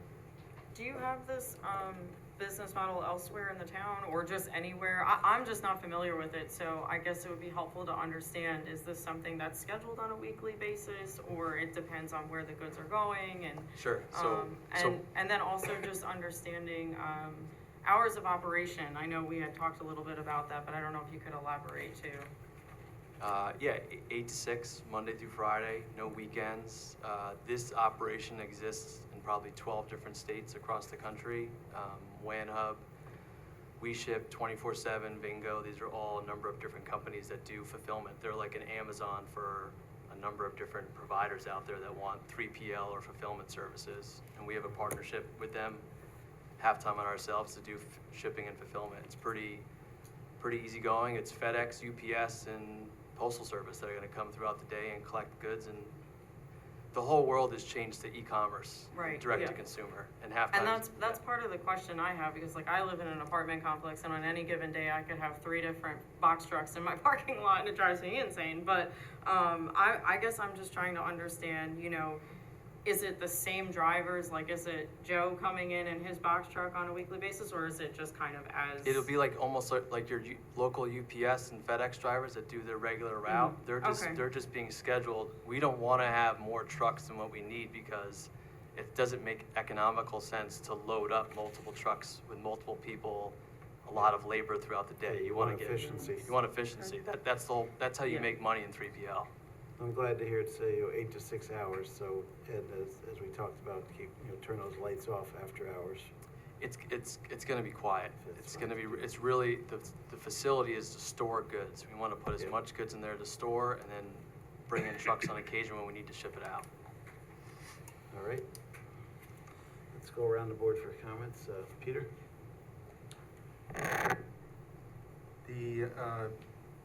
The west side of the building that faces the rail trail is covered with graffiti. Do you have any plans to address that? The whole building is going to be repainted in the gray as reflected on those renderings. It's a cement block building. If it needs to be repointed, we're going to do that and completely take care of it. We repaint the building. We'll take care of it. If any other graffiti shows on there, then we'll just get it off. I know it's a pain in the neck. Yeah, it had some old vines on there too, with the graffiti. With the drainage, you have, it's all impervious surface. You have steep slope from north to south and from east to west. Yet I can't find any signs of, I don't know where the water's going. It's not going to the rail trail. It's been like, the rail trail does not flood. The slopes have been there for decades. Yeah, so I'm saying the storm drain, could be a security blanket, but honestly, it seems like the water somehow is taking care of itself there. I think so too. And I don't know where, I can't see where it's going. Well, there is a drain pipe. I saw, Peter, on the south end of the building. There's a ditch next to it, and there's a drain pipe coming out. Yeah, but when you figure that, it was, So I don't know if that's draining. Even when the water I don't know comes if down that's draining from off the 44 bank behind us, or wherever the ground's pipe is picking it coming up. from. Yeah, the ground is picking it up. there's a building on the corner of Catskill and Route 44. It seems like they have parking to the rear. They're also using Catskill, or using your driveway as a. Yes, Okay, yes. so they're. Actually, it's that building that granted us the easements. It wasn't John Harkin, it was that previous owner of that building, yes. And incidentally, I forgot to mention, there's a fire hydrant right at the corner of Catskill and Route 44. You could throw a rock and hit the fire hydrant from our driveway. So I'm just thinking that a no left turn sign would not, you don't think would be. We'd be happy to install anything like that. to You ensure- might be, but I'm wondering if the people on the corner of Catskill and 44 and Mr. Harkin, if he would be amenable to that. I can approach them on that, sure, because Why don't we you- don't want people making a left-hand turn, that's dangerous. I It mean, might help the people on Catskill Avenue if we could put up a no left turn sign there and it were enforceable. It might go toward addressing that problem. What do you think? We would agree to do it, I just gotta figure out who I get permission from to do it, but we would absolutely, We'll need something documented. DOT, I guess. Yeah. Absolutely. It's a great idea, Mr. Finale. Yeah, there's really no reason for trucks to go on Catskill Ave at all. No, no. believe. All right. Anything, Ben? Nicole? Okay, so, as far as lighting's concerned, you mentioned before that they were gonna be downlit. Are they gonna be full cutoff, or do you currently have partial? No, the full cutoff. Full cutoff, okay. And so I don't know if you, heard me before and the other one that we did right before you, but we're starting to, move toward 2,500 to 3,000 Kelvin and full cutoff. I know in our town code, I think it currently says partial cutoff, but we're starting to go full cutoff, 2,500 to 3,000 Kelvin as far as lighting's concerned. So just keep that in mind. These meet that. Okay. We are at 3,000. All right, great. Okay, perfect. What about signage? We're not asking for any. None at all? Nope. Okay. Not on the building, not at the street. We're not Nothing. asking for any signage whatsoever. Nothing at all? Okay, okay. All right, and going back to the trucks really quickly, is there gonna be specific times of day in which you'll have trucks coming in and out, or is it just gonna be sporadic? They'll be scheduled, so they'll probably, if, let's say they're on the high end, let's say there's 3 or 4 trucks that come a day, you probably have a morning, an afternoon, and maybe a late afternoon truck. Okay, so. But you wanna schedule it so that they come in, they shut the truck off, you load the truck. They're not put it back bumping into on. each other. Yeah, Right, they're all scheduled. okay. All right, and I think that's really all I had. Thank you. It's good to know no 5 AM trucks or anything. Right, well, they won't We don't have be there employees that anyway. wanna work at 5 AM, so. Right. 8 to 6 hours sounds good. Okay. I noticed that there were 20 parking spots in the area there, and you have 10 employees, and there's no public access. Is there any way to reclaim some of those parking Yeah, spaces? we don't need cut them it down? all. We Right, don't- that's why I'm asking. Yeah. And maybe get rid of some of that blacktop and make it more environmentally. Mark, what do you think about that? All right, that's what I have. All right. Thank you. Sharon? The only question I have is, you were saying that the trucks are gonna have to go certain ways. Is there gonna be signs for them, or do they have to sign something that they agree to drive like this? We're gonna give delivery instructions to the truck companies that come and go. In other words, we would instruct UPS so that all of the drivers knew, FedEx. Okay, They're all contracted through WAN Hub, so based on the service provider that when they're coming, they'll basically have written instructions on how to follow it. okay. And then if they make a mistake, then you go back to them and you say, don't do that again. You know? That's the way to enforce it, you know? Okay, it's a start. Thank you. No other comments. Could I ask one final question? Go ahead. I just wonder, any of you ladies, do any of you own the chickens on Catskill Avenue? Yes. Oh, she couldn't come? Tell her when you see her, they're beautiful. There's chickens on Catskill? No. Oh, absolutely. Down to the building, right, yeah, right inside. Yeah, I think we discussed the lighting and the truck turning, et cetera. The rail trail screening looks good with once you clean that wall up and, Yeah. the plantings Yeah, there. there's That'll a clean lot it of up, work 'cause- to be done, but I'm confident that we can get the plans in a position where the planning staff would be satisfied with it. And you're fixing the craters that swallow cars, aren't you? Yeah, yeah, we don't need the 12. I mean, you're right, we showed 20, but by code, we don't even need that many, so. Yeah, take All right. away as many as you can. I know you need 10 because there's 10 employees, so they should each have their own spot. But if we can reclaim another 10, I think that'd be wonderful. I think I may need 14 by code. Yeah. So that would be good. Yeah. All right, well, it's still, you're getting rid of 6, which Yeah. is fine. Keep the code, to work with staff. A couple extra is not a bad idea, right? In case someday you have 12 employees, let's Yeah. say. Or crossover, fine. or whatever. Yeah, I'm okay with that. Don't make Allow it for too tight. growth. but, Thank you. All right. Okay.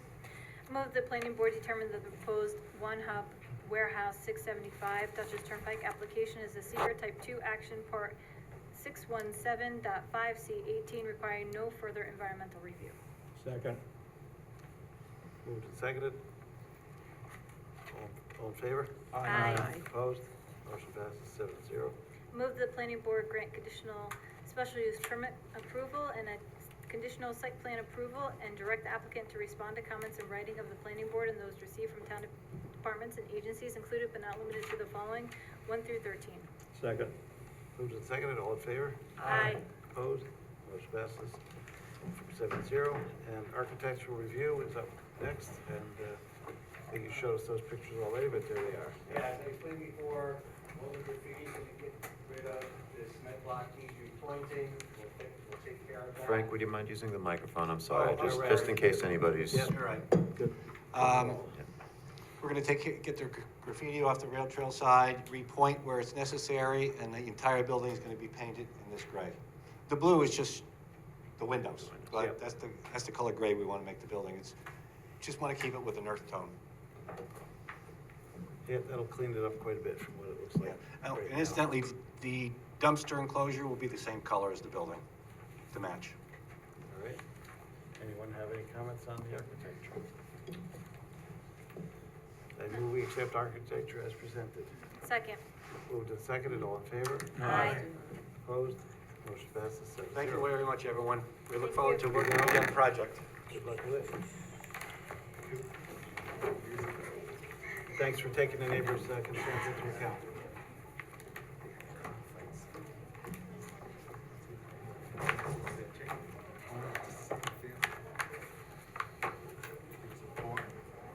Lands of Albano subdivision, Peach Road.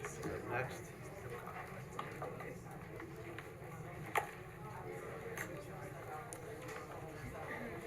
Someone here for Lands of Albano.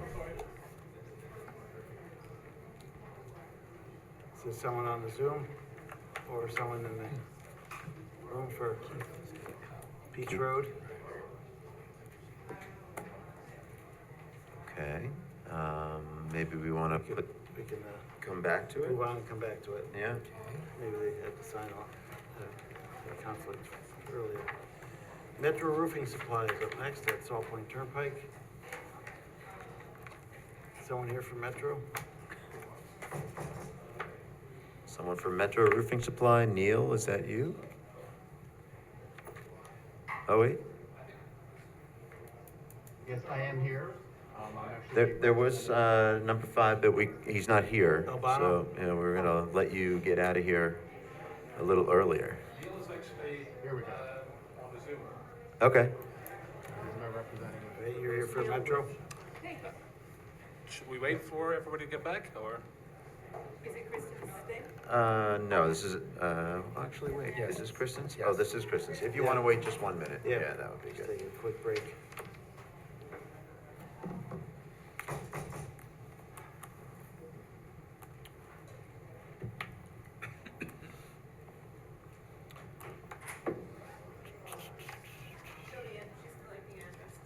All right, just give it 1 minute and then we'll get started. Yeah, Eric was next, but he was not here. Yeah? Not sure what happened there.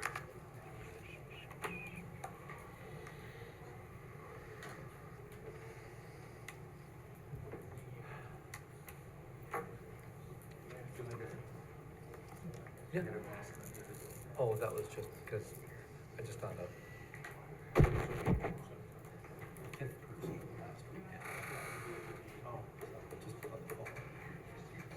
Better safe than sorry. Yeah.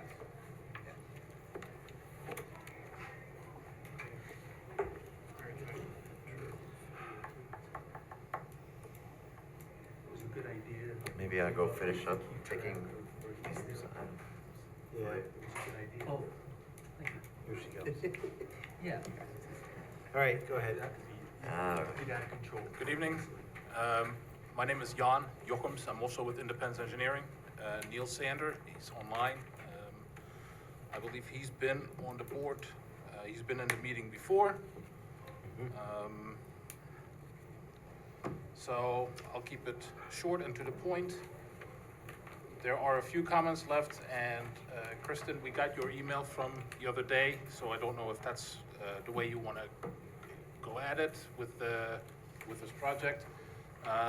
Well, pretty much this is, you know, the planning board has seen this application a few times. Yep. Realistically, the reason why you're still on the agenda is because they couldn't sort out the concerns with the infrastructure. The Sewer specifically. Yep. So my comment memo that you're referencing is really just me bringing to your attention that that needs to be sorted out before any environmental review could be Okay. completed, in order for you to keep moving with the application. So I was just, when I sent that email, I was just wondering if there is an update, or I don't know if there was a plan you had available, or. No, there's no actual plan, but the sewer is taken care of, as far as I know. I don't know if Neil, Yes, we actually engaged. Hold on, Neil, let me raise the volume a little bit. Wait, yeah. All right, go ahead. We actually engaged a local planner, Kelly Leibold, who worked for Brian Page, the landlord, and she spoke to town staff. Basically, because the pump station is on this property and not the other one, the Transportation Corporation is actually not required for this property. It would be required for the other property. Does that make sense, Lisa? No, so there was a conversation about, moving forward with the plan for, addressing sewer on this property, right? Yeah, so I mean, Separate them? they need to be separated. The option is to separate them or to form a transportation corporation. I'm okay with moving forward, knowing that those are the options, as long as, but if they're gonna be separated, we have to have a plan, and we have to understand how that's gonna work. If it's Right, the other and so property. my email to, Metro Roofing earlier this week was that appeared to be the plan that Kelly Leibold talked to us about a few months ago. But I have not seen a plan showing that. The town hasn't actually Okay. seen that documentation, so. okay. It might not directly implicate this project. I mean, it does. In order to move forward with seeker, we can't, until we know have the sewer taken care of. But Andy hasn't reviewed anything, and so there was a discussion, but I don't know that anything's been reviewed. Nothing's been submitted, actually. Nothing's been submitted. We did discuss it with Kelly, and like I said, I'm okay with resolving the issue by separating the two services or transportation corporation. I guess it's up to the board, knowing that you could do it either way, you make it a condition. We would just need to review that plan if that's the way it's, as part of the condition of approval. Does that sound kosher, Lisa, from a legal standpoint, if we don't have a? Technically, you could, say, for seeker purposes, say either or, and discuss any mitigation that might be needed for either one. I know obviously a transportation corp doesn't really need environmental mitigation, but if you're separating them, there may be some issues, there may be additional land disturbance, there may be other things that are implicated, so if they are gonna be separated, we would wanna know some of those details, I think, before we did, an approval, get, at least even a sketch plan, I would think. Because right now, we're in the same position we were in October, except that we've had a conversation with Kelly, but we still don't have anything documented, so. Right. And if the applicant has really decided that separating is the way they're gonna go, then we should move forward with that. Take the transportation corp off the table and get whatever details we need to move forward to, seeker for additional land disturbance and things like that, and then potentially condition approval with some things to be worked out later. But we have a little bit too much now, I think, to be worked out. I think the complicating factor is that if the other property is going to be separated, it's not necessarily this engineer that will be doing the work, it'd be the Correct. engineer for all space. I think I heard at the beginning, you said the pump station's on your property, so you don't need a transportation corp? Well, the sewer is not transported across the other one. Both properties are owned by the same person, but they're not common ownership, if you know what I mean. right? They're not in the same entity, so it certainly has to be resolved one of these two ways. I guess the question, what we ideally would have had is at least some preliminary plan submitted by Paige for, if it's gonna be a separation, where that's going to take place. You know, is it going to require digging up, you know, some portion of the parking lot, or I don't know, I have no idea where the connection is. I hate to have you But, keep coming back, but you haven't resolved it either. Yeah. right, Yeah, and, understood. and we could have told you that, if, in advance, right? I mean, without. We did tell them on Yeah. Tuesday when Right. we had this Right. conversation, plus it was in Right. Andy's comments that went to them, but Right. you No, know, but I they had mean, already made A submittal. And I think Submission. when we discussed this with Kelly 6 months ago, 3 months ago, we were under the impression that by finding out we did not need a transportation corporation, that was the end of the issue. But it sounds like it's not.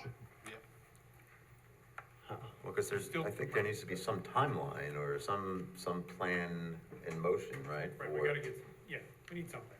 Right. I mean, in order to, since it is a secret issue, that's my concern, I guess. Right, and there also will need to be an agreement, an easement, you know, in favor of the other property over this property. And so that will implicate what can be done on this property, the scope of the easement and where it goes and things like that. So, I mean, those are details that we should know. Yeah, I think you're good. There's really not much to it, but there's also nothing that's been submitted, so it's just, it's. Unfortunately, I think you gotta try to get through that detail, that's what's holding it all up. Okay.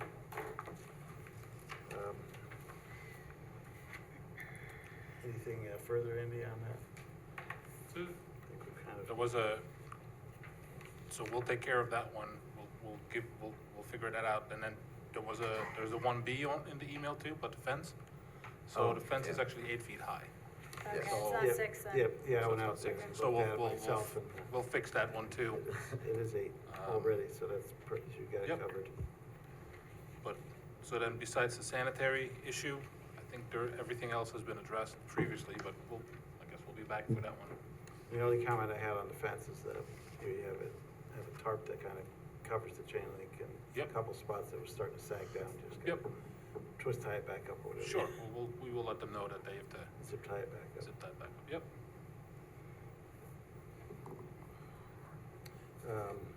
Let's see, it's on for a public hearing, so I move we open the public hearing. Second. Moved and seconded, all in favor? Aye. Opposed? Motion passes 7-0. Anyone wish to comment on this application? Seeing none, I move we adjourn the public hearing to August 15, 2024. Second. Moved and seconded, all in favor? Aye. Opposed? Motion passes 7-0. Just give you the opportunity to try to resolve it quickly and come back in, and if not, then we'll adjourn it again, but. All right, thank you very much. Thank you. And we got one more. Oh, let's go around the board for additional comments first. Sorry. I was out of the office. Do you have anything on this one? No comment. Sharon? No comment. Rocco? No comment.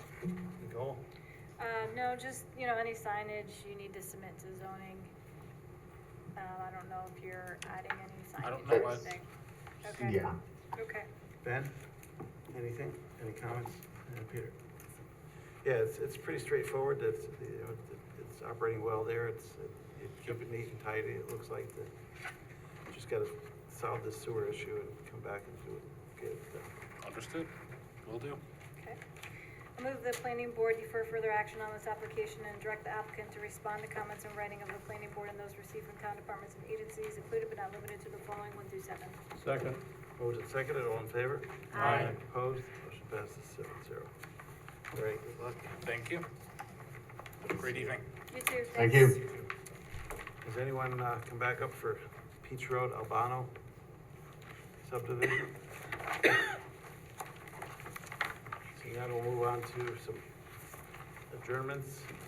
For 8 Tucker Drive, I move we adjourn the public hearing to August 15, 2024. Second. Moved and seconded, all in favor? Aye. Opposed, motion passes 7-0. 68 Van Wagner Road, I move that we adjourn the public hearing to August 15, 2024. Second. Moved and seconded, all in favor? Aye. Opposed, motion passes 7-0. Casper Hill South Road Development. I move we adjourn the public hearing to August 15, 2024. Second. Moved and seconded, all in favor? Aye. Opposed, motion passes 7-0. Extra space self-storage, I move we adjourn the public hearing to August 15, 2024. Second. Moved and seconded, all in favor? Aye. Opposed, motion passes 7-0. Habitat for Humanity on Sunset Ave, I move we adjourn the public hearing to August 15, 2024. Second. Moved and seconded, all in favor? Aye. Opposed, motion passes 7-0. Two more. Manor Hill Community Project, I move we adjourn the public hearing to August 15, 2024. Second. Moved and seconded, all in favor? Aye. Opposed, motion passes. And Mayor's College Running Track, I move we adjourn the public hearing to August 15, 2024. Second. Moved and seconded, all in favor? Aye. Opposed, motion passes 7-0. All right, at this time, I move we open the public hearing to any public comments on any other agenda items. Second. Moved and seconded, all in favor? Aye. Opposed, motion passes. Anyone wish to comment on the remaining agenda items? There's no one on Zoom, and there's no one else in the room. Seeing none, I move we continue the meeting. Second. Moved and seconded, all in favor? Aye. Motion passes. All right, Inwood Avenue Townhomes, we're up next. Come on down. Finally.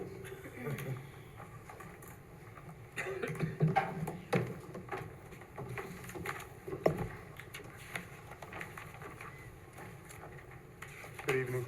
Caught me a little off guard, you went through like 7 of them in no time, so I'm just getting a PowerPoint started up, and, Yeah, share your screen.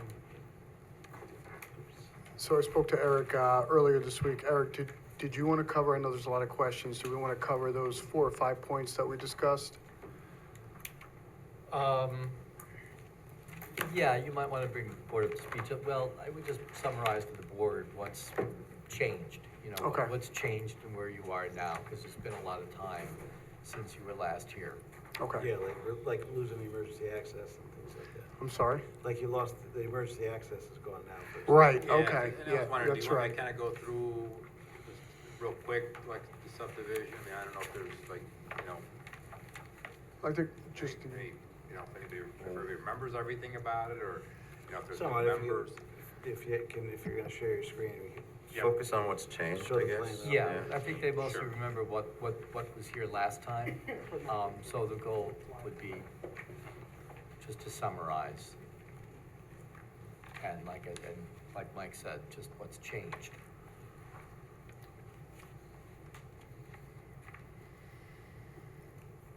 You would need to sign on to Zoom in order to Gotta share. get the link first. It's in the agenda. Yeah, I'm pulling it up.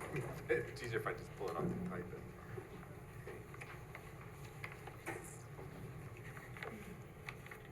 Maybe in the meantime, I know you went to the town board, a month or so ago, right? right, so we went back to the town board, reviewed everything with them. The access road was denied.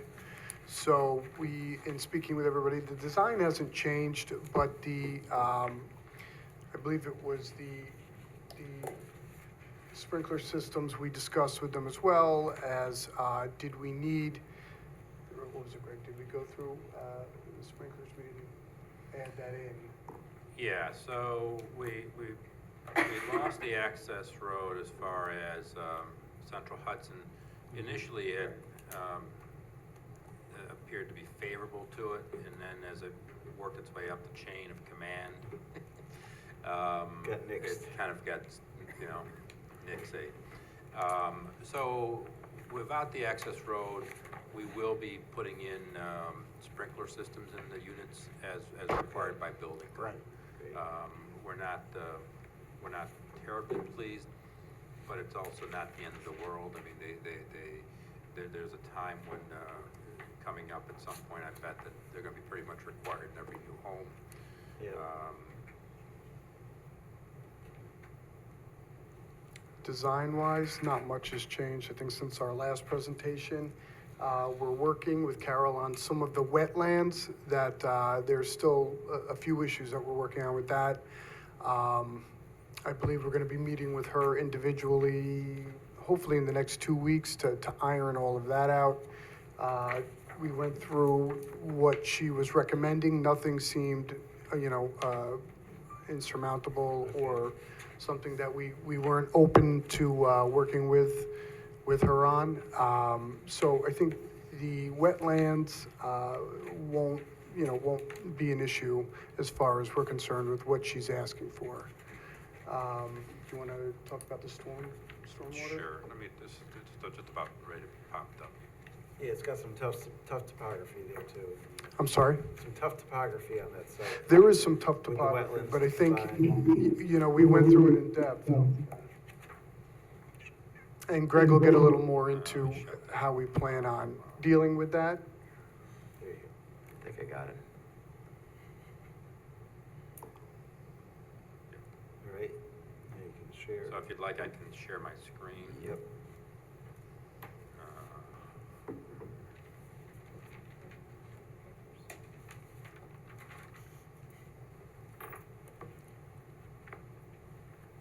It's not up yet. Nope.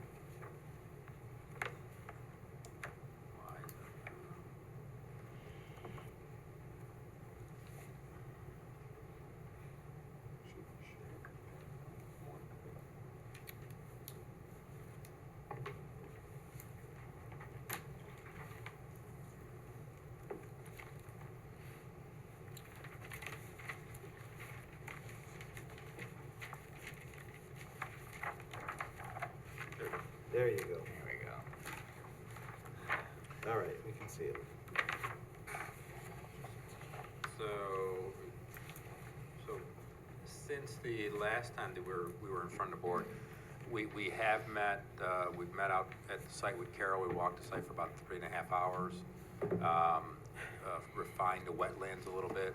A couple of small ones that were thought to be wetlands were taken out. They were really just kind of little recessed areas that, although they had water and there were of no significance.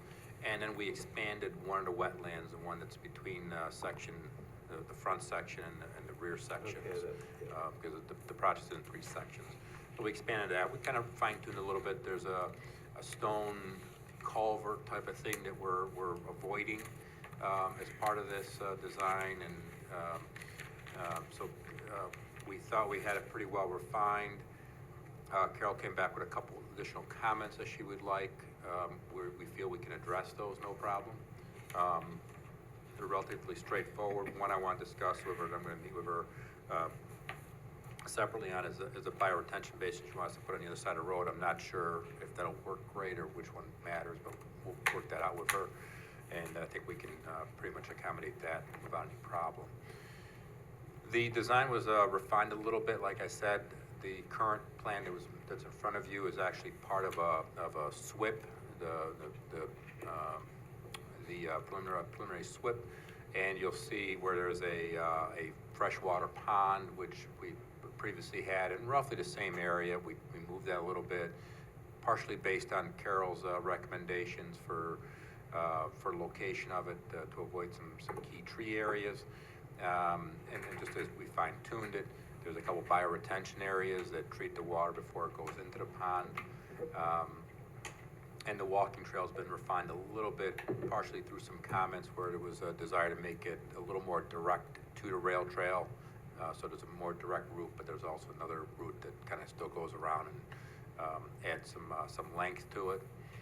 I think Carol had mentioned it, it may be something that you have to figure out in the field as you go, because it's. Yes, and that's one of those things like we talked to Carol. It's like, before this thing starts, we're going to go out there and try to preserve any good trees that we can. That trail, we'll walk it, we'll mark it.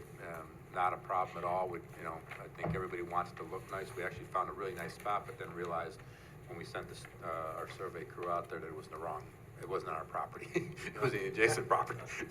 So there's a very cool road where it's just got trees, I mean, it looks picturesque, but it's right off of our property. So we get out there, and we wandered around for about 3.5 hours. I think about 2 of them were spent on our property, the other 2 were just wandering around. I mean, So, I'm glad that you're looking at it, because I think it's an important connection to get to the rail trail as an amenity as well for Yes. for all the people. yeah, I think it's a key feature of the site. And to be honest with you, the site, the middle portion of this site where the bulk of the houses are is really the site, the part that's been the most disturbed and cleared. So that does not have a tremendous amount of areas that are really that desirable. The far west portion is really the key part that we want to preserve, which is what we're staying away from. It's a more environmentally critical area, and it's also going to be a really nice feature for everything. So we really are impacting very little wetlands. I'm assuming a few hundred feet, couple hundred feet at the most, just little spurs that look like they're going to stick into the road right away a little bit. But other than that, we're avoiding the wetlands pretty much. We did submit much more refined design and a little more complete. It's not meant to be complete. It's meant to kind of inch our way into your review and your consultant's review to make sure that we're on the right track without going out too far and then having to pull back everything. So we did receive quite a few comments back. Some of them are easy enough to resolve. Other ones really require more design, more refined design, and some additional work on our part, which we will do. We were really kind of hoping to get a little further along, but it seems like everybody in general is okay with the concept and the plan. And what we're really hoping tonight is there's are any major reservations that we kind of look at those and try to find a solution to them, so that we don't, quite frankly, waste your time and waste our time and resources to get there. So Yeah, I think it's big hurdle, you got the town board approval, yes, zoning. yeah, Right, yeah. And we're yes. kind of doing. We went to the town board just to make sure that there's a lot of new members on there, and the design it sat for a while, make sure everybody up to speed again on it. And I think we received a very favorable response to it. Absolutely, yeah. So, I mean, we're feeling good about it. I know there's a lot of comments. It's not that we're not interested in addressing them. What I don't want to do is I don't want to get to a point where we have, final design, and then all of a sudden somebody says, well, we want to move the road somewhere, and then all of a sudden, it becomes an enormous amount of work. So what we're hoping is that, we can get some feedback from the board and make sure that we're still on the right track. And I know there was some concerns raised before. Some of them were relative to parking.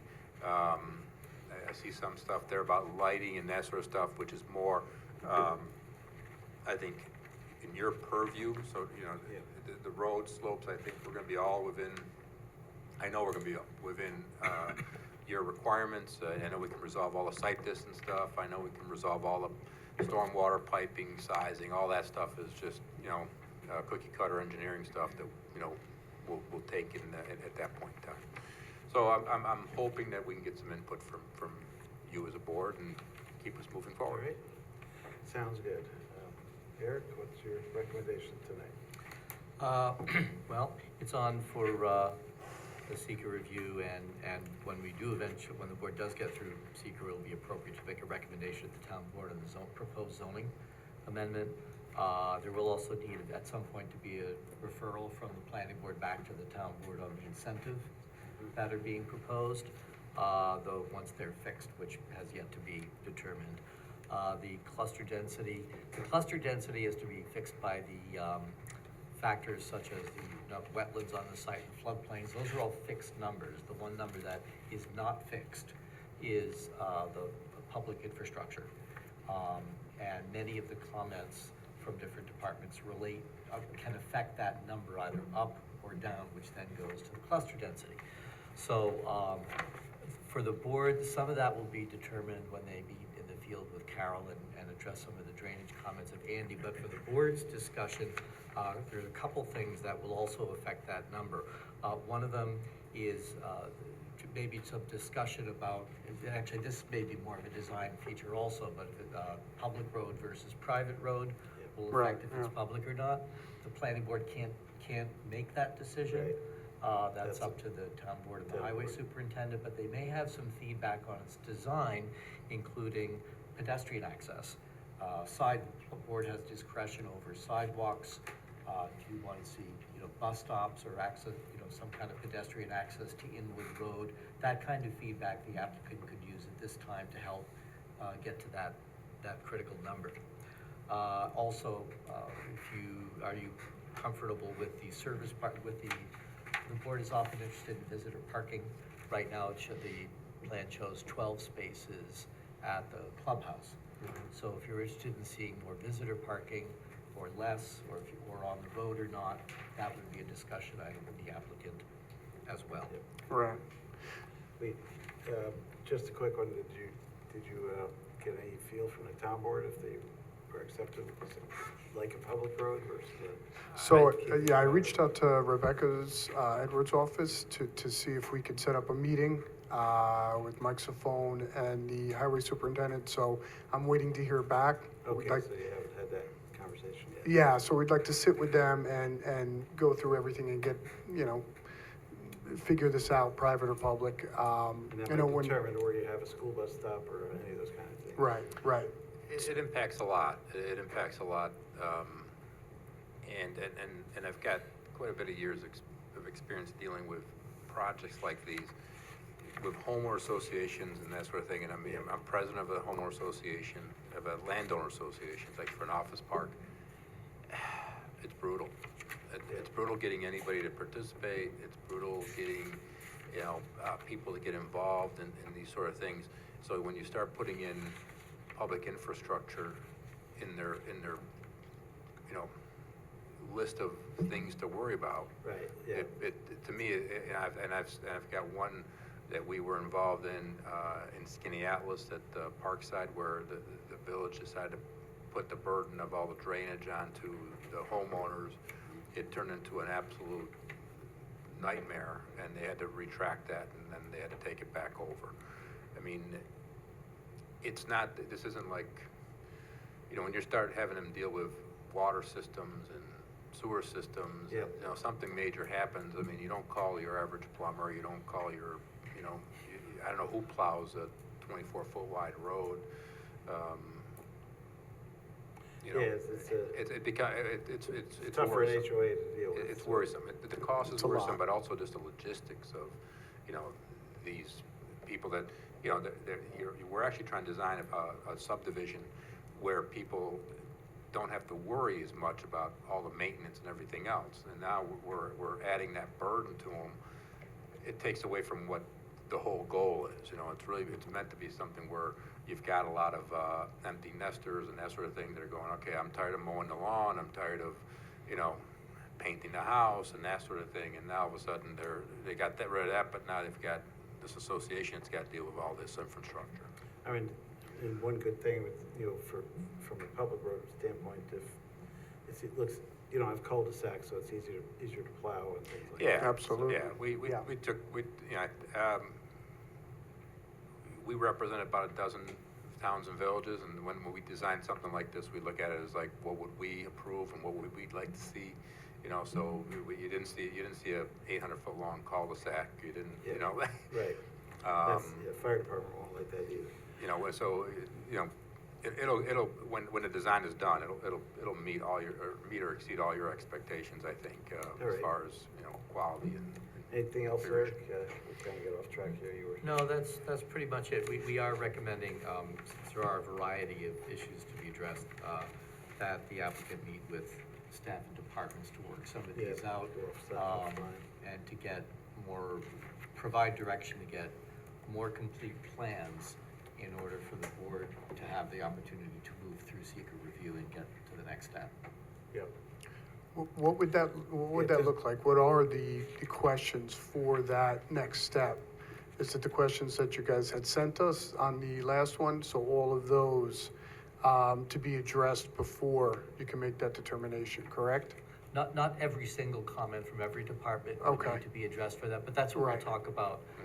Like Talk we about suggested, an having an offline offline meeting. meeting. Yeah, that would be- Because some Right. of the questions relate, depending on the response, some questions may or may not relate to other questions. Okay. And again, it's like, for example, getting to this public infrastructure number. Yes, right. And the area of disturbance for it. That's what, we could talk about that more in detail, offline. I don't want to take. And the up county much ways, time. and the county ways in our big projects, and they, at this point, consider it incomplete, so they cannot, they don't even, they're not weighing into it yet, so. Right. we've got it. Yeah, I was surprised to see that they wanted more information before they weighed in on it. I was like, Yep. okay. Taking your, Hope they taking your would- role. I was a little hoping bit. they at least said something about the basic layout or whatever. You know, and one of the reasons, like, I don't want to provide things like pipe sizes, rim inverts, all that sort of Yeah, thing, yeah. is when, if the road changes configuration, even width or something, I mean, everything kind of has to Yeah, get okay. started over, so. I would like, I know one of the issues is parking, you know, and I'd be happy to talk a little bit more about that and to see if, you know, concerns and questions and suggestions. Well, I think part of that actually will depend a little bit on the On the private pub- or yes. public road question, right? If it's Yep. a public road, you can't have on-street parking at night. Yep. And so then you would be, you know, we would need to figure out where to put Yeah. some visitor parking or something like that. If it's a Make it private legit. road, it's kind of your problem. Exactly. Right. That's what we had discussed, right, if it's Right. private. Although, obviously, emergency services has to be comfortable and so on, so. Right. I think Andy has quite a number of comments, Yep. and one of the things that I think maybe Andy, you could touch on a little bit too, is, you know, which of those things are really more about seeker, right? Right. Versus, as you say, the pipe dimensions and Sure. things like that, that we probably don't need at this Exactly. point. Yeah, you don't want to re-engineer it twice. Right. Yeah, I'm not gonna go through all of my comments, but, you know, in general, issues that are important for seeker, we need a little more information on water, wastewater, what the proposal is, flows, things of that nature. In particular, I think something important that I wasn't really clear in my letter, but, site grading is gonna be important to understand, the overall area of disturbance. So I know you gave us some road profiles, but we really need to see a grading plan to really understand the area disturbance and, wetland disturbance and things of that nature. I had a number of comments on stormwater. We need to kind of get that in a little bit better of a place.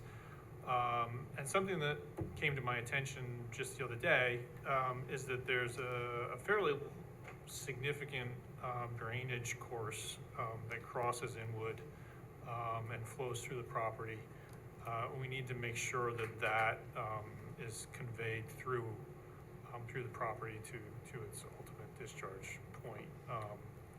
So between that,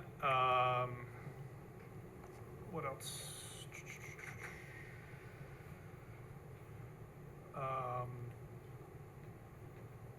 I mean, for me, those are kind of the most significant Like for issues. stormwater, What for about- example, we don't need it's not a SWIP at this point that needs to be complete, but you Right. need, I need a drainage analysis and Analysis. calculations that show how you're meeting the requirements, which I think you're fairly far along with that, although, there's some tweaks that probably need to happen. Sure. Yeah, and,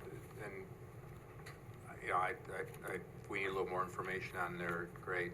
I agree with there's actually, the wetlands, the major drainage courses come at the north end of the site, and then there's one that traverses between, I'm gonna call section 1 and section 2 and 3. You can see by the thing, section 1 obviously is over by Inwood. And that one there is the one that Carol wanted a dirt bottom culvert in there. We do need to do an analysis to design the size of that. I don't think we have that figured out yet. Yep. And then the other one, I think we're pretty much avoiding, from the looks of it, on the grading plan. But the grading of the lots is gonna be critical. I mean, and we realize that, this is one of those things where these lots aren't gonna be all graded like your typical lot, which is, okay, let's just do 1-1 slopes and be done. There's gonna be retaining walls, there's gonna be that sort of thing, to avoid those encroachments that that we have sensitivity to around the wetland areas. So, yeah, we can definitely provide more information on that, no doubt. And the table, the calculation table, we worked on that yesterday. And that's come quite a ways. We're gonna give you a detailed map of exactly the areas and that sort of thing for the calculations. The parking, I guess some of it depends on whether it's a public or private road. If we go under, we're going in the best case scenario, which is the worst case scenario, which is that it's gonna be a public road. And in that particular case, the road would be 24 feet wide, which is very wide for, probably not in the upper limit of what I would do for a public road. Easily accommodates 3 vehicles, park car and 2, parking, curbside parking. Obviously, zoning, town ordinances of no overnight parking and then the parking during the winter. We understand that. What you see up front there is the smallest lot on the development, and the configuration and dimensions of it. Each unit will have at least 20 feet from the front porch to the right-of-way line, and then another, in this particular case, with the 50-foot right-of-way and a 24-foot road, another 13 feet to the edge of pavement. What we would propose is that, units, the standard would be a single wide driveway. Units that are gonna need 2 parking spaces outside, we would allow them to bump out the driveway another approximately 8 feet in width so that they could park 2 cars in front. Mind you, there's a garage and there's a parking space, so that there are already 2 parking spaces to meet the code. Per unit, Per right. unit. But, as we know, and as you guys saying, if somebody's gonna have a lot of visitors or something like that, that would enable them to do that. And I apologize, there's some things that didn't get quite changed on the site plan. One of them was the number of parking spaces at the rec center. We will have 12, we just gotta modify it. We had an employee that had some medical issues that was in charge of working on this. So it was a little rush to get things out. But we talked last time about putting some extra spaces there for like overnight in the wintertime, especially, somebody has some kids coming to visit or something like that. Yeah. That could be some overflow parking there. Even if not there, there's, somewhere in the middle of the circle there, just a few extra spaces off the road somewhere. Yeah, we can do something like that too. So we talked about some pads around, 4 or 5 spots throughout. We have to get the public-private thing worked out, which hopefully. That's a big part of it. Right, so we're figuring we're going to, meet with everybody, hopefully individually rather than on Zoom, get everything worked out and make the September meeting when have everything done, buttoned up, and come back to you guys with everything ready to go and, get moving forward. So Andrew, we'll get you that information as well. If you could review it and let us know so we're ready to go, that would be great. One thing that's important to keep in mind too, the plus of having a homeowner association is that there's going to be stricter, I'm going to call them guidelines, but stricter, more restrictions that are, and there's an enforcement method for them. So, if somebody isn't following their rules, that sort of thing, they have much more power than even the town, because the town's got a certain code that they can go by, and your codes officer, whoever, or, police can do. But, hey, if somebody's gonna sit there and park in a spot they're not supposed to, or something like that, there's pretty immediate repercussions to it with the HOA. Also, if something isn't sufficient later on, the HOA has a mechanism and a means to, come back and add some more parking spaces or something like that if it was needed. It's not a cost thing with us, it's more like we just don't wanna pave and put more blacktop and impervious area than we absolutely need to. We don't want that either.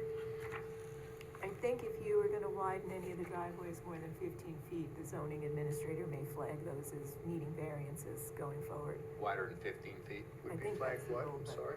Not sure. I couldn't hear you, I'm sorry. I think if you're going to do any driveways wider than 15 feet, Okay. you may need variances for them. I Really? believe residential driveways are 15 feet, but the zoning administrator, you can ask her and she'll let you know. Yeah, Okay. and 15 feet would be sufficient for two cars wide.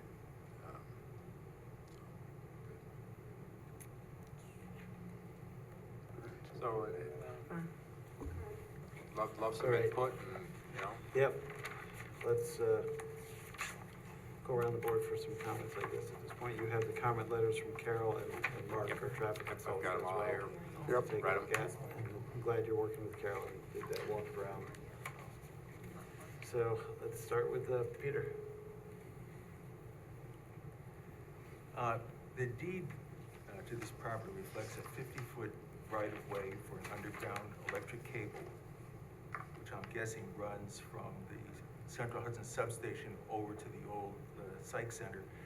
Can you point out on the map roughly where that's located?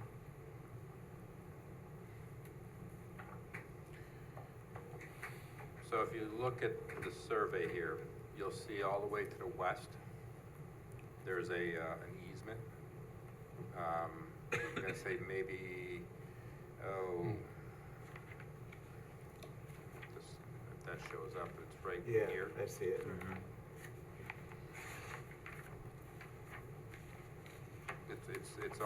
It's almost all the way to the west, maybe about 1/5 of the way in from the west edge of the property, from the rail trail. Thank you. It's kind of hard to walk in the site. There's surface rock. And again, you were very close to the Central Hudson substation. We don't know at this point whether the rock is going to be in an area where you're building or not. But if you could locate that on the map, where that rock is located, I don't know if we need, or youth would recommend a geotech study. Again, because of the proximity to the Central Hudson substation, whether ripping or blasting would be necessary. So it's something I think that we should probably take a look at. It'd be a good idea. Also, the final thing, the art.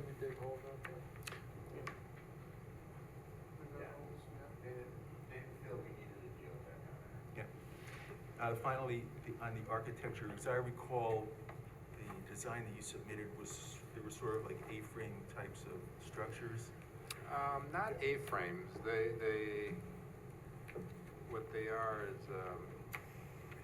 this is one of the examples here. Yeah, I would suggest that you, if you have an opportunity to look at the kinds of things that are being built in the town, that are really more consistent with the historical architecture of our community.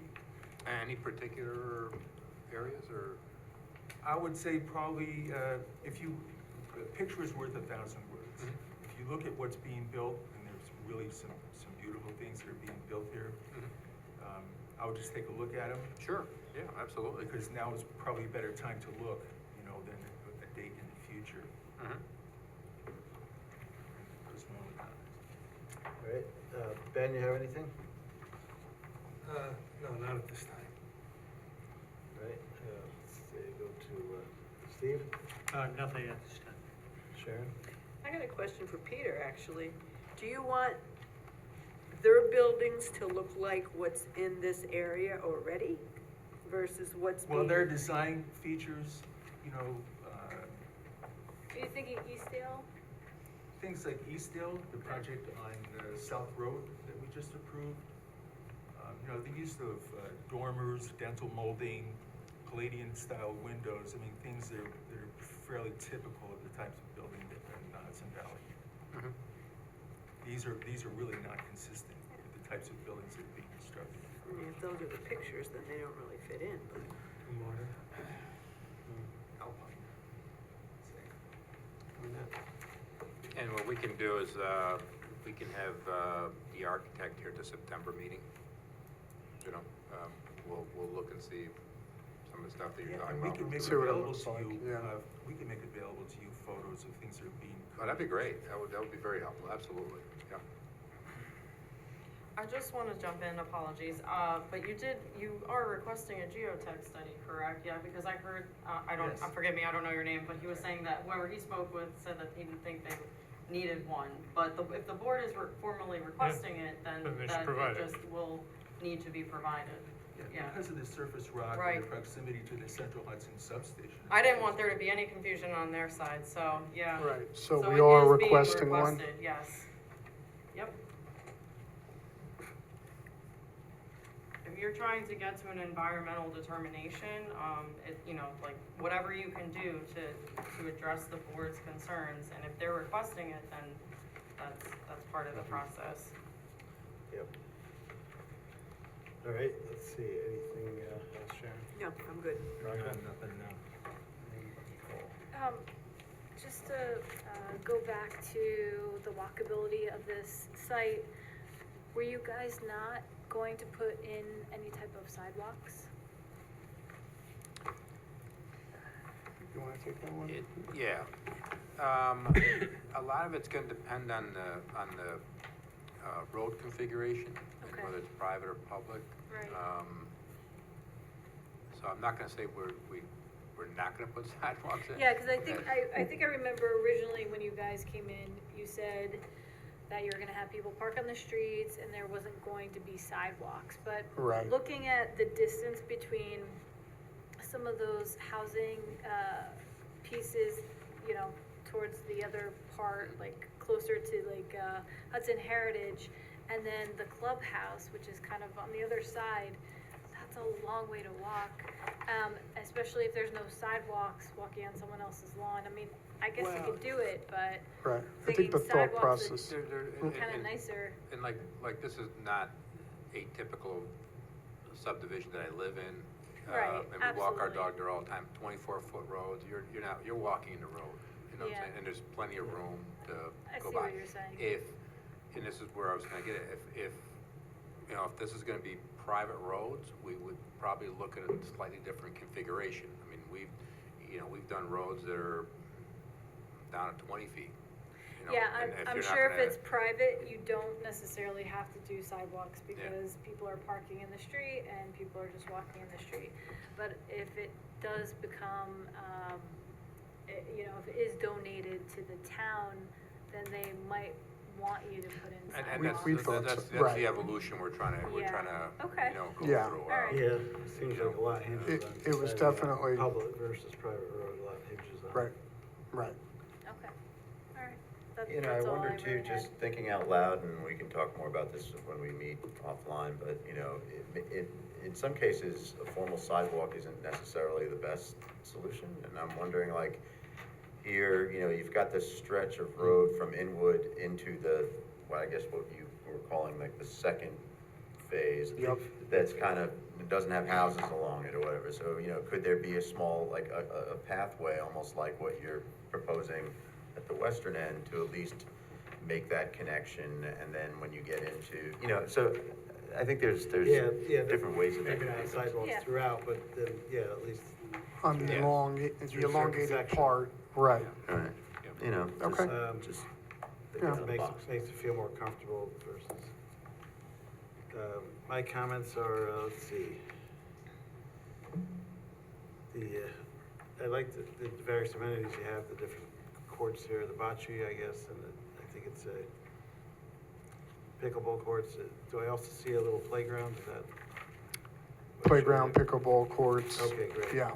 So it looks like you got a good amount Bocce. of great amenities as well as the clubhouse.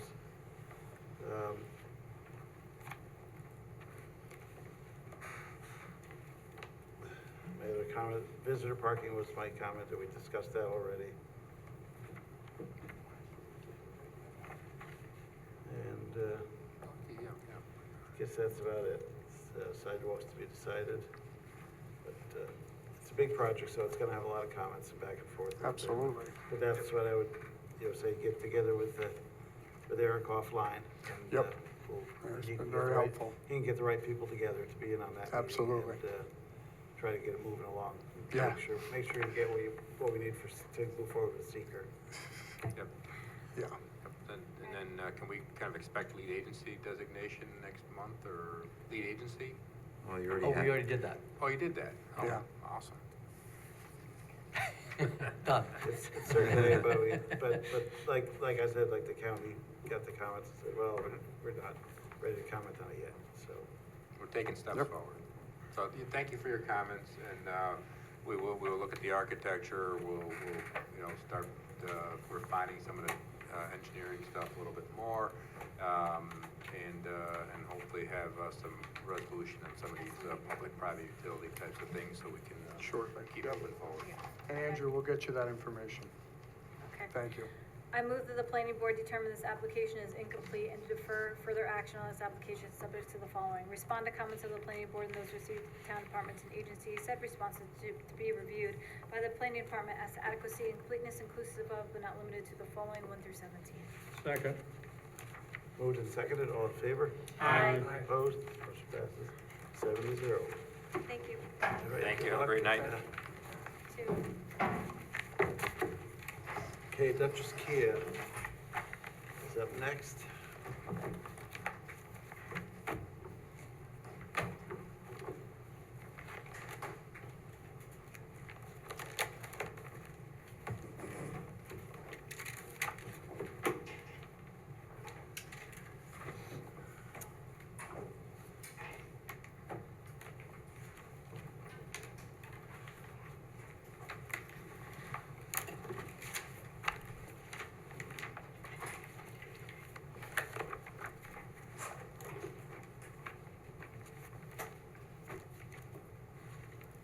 All right, set up. You're gonna talk to that, then grab the portable microphone. Yes, sir.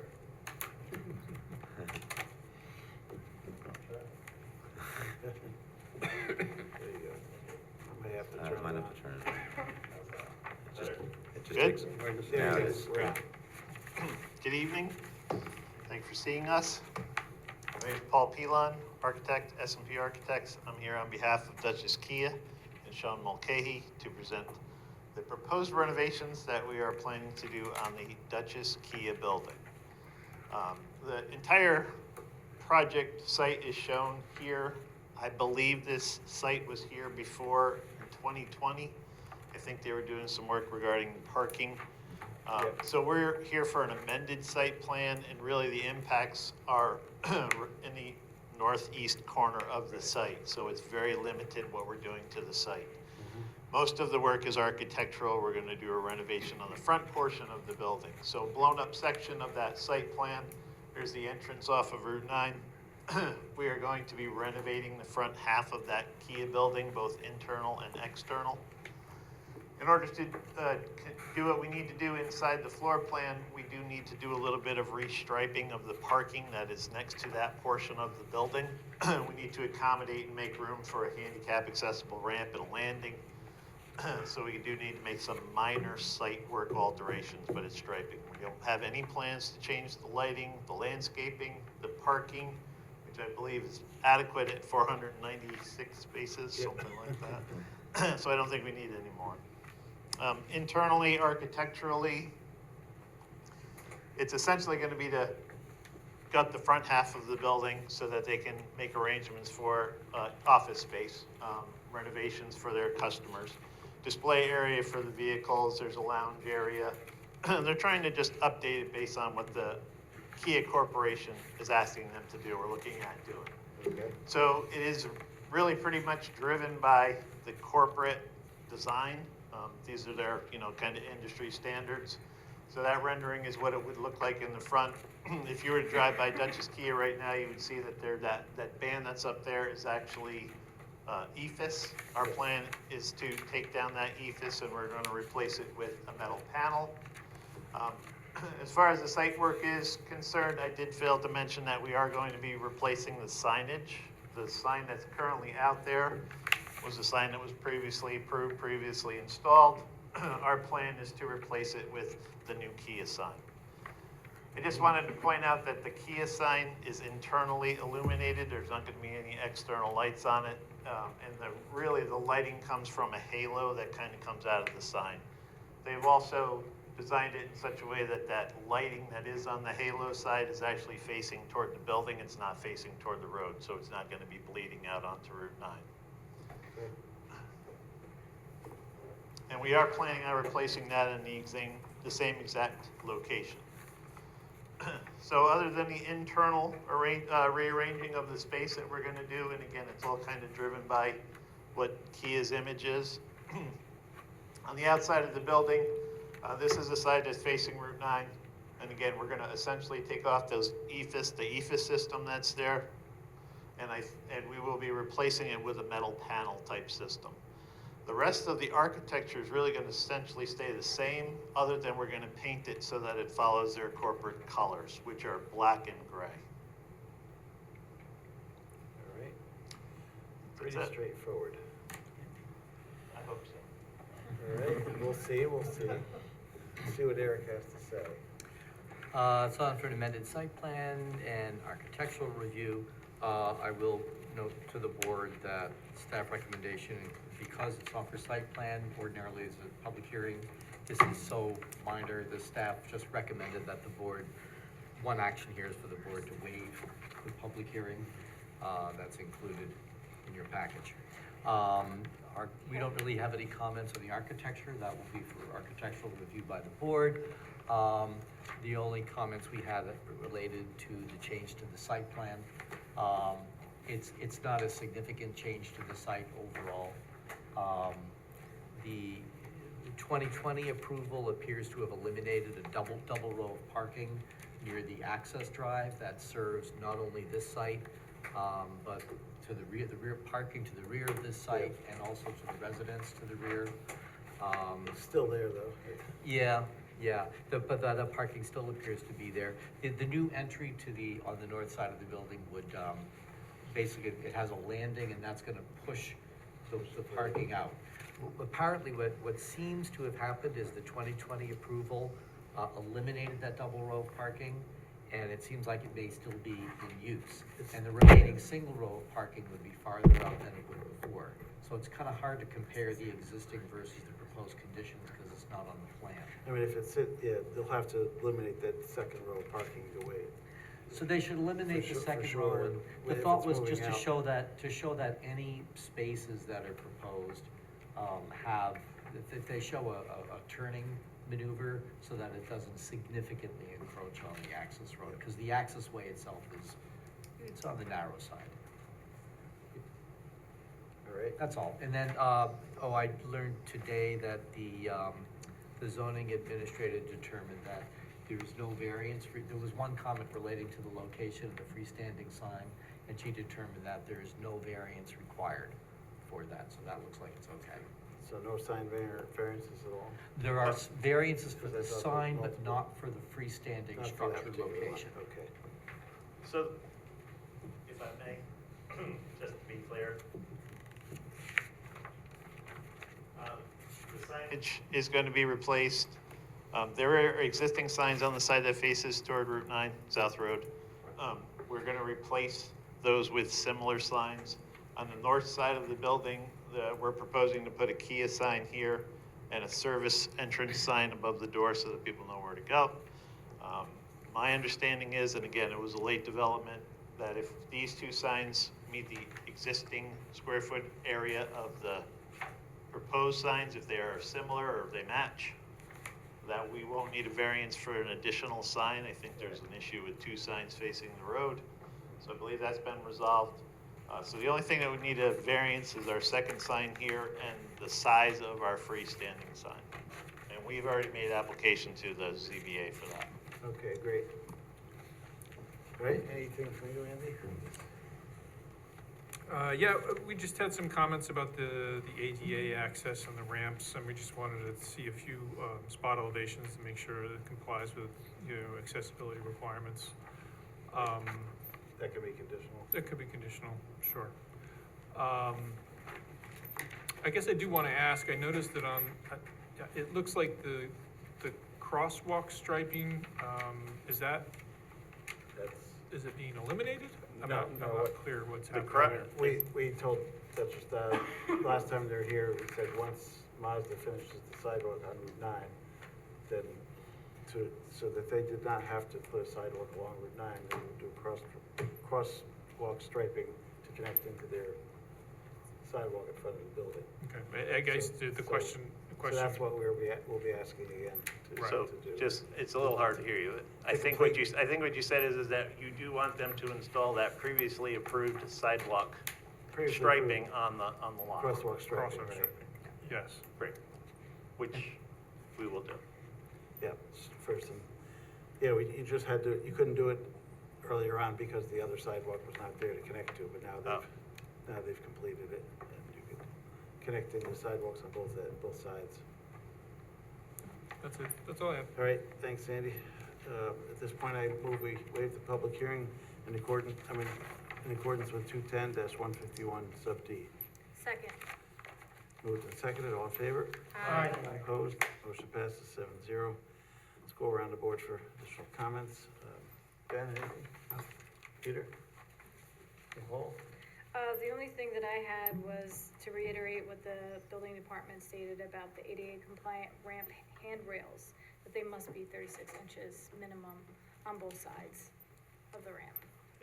And I failed to mention it, but we've already started to redesign it based on some of those comments, so we definitely have Okay. those handrails. We actually All right, reduced, sounds good. we actually reduced the width of the landing a little bit so we could improve the parking, so that we're not in the right way, or the driveway.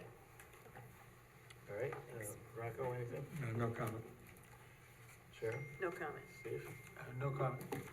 Yeah, it's pretty straightforward. The main comment I had was make sure you do the crosswalk paint and both coming into the building and leaving it on the south end as well. Understood. And they connect into both. I think there's a little diagram that Eric provided from the previous plan. And that'll complete that, give people a place to walk. And I thought I saw something relative to a high Kelvin temperature of light somewhere. That was referring to the temperature of light that's coming out of the sign. But the sign is really, that temperature it's internal. Since it's an internally illuminated sign, it's not like it's shining out. These are kind of dictated by Kia and their sign manufacturing company. I can talk to them about if they could reduce that, but Yeah. it's essentially to make that halo effect.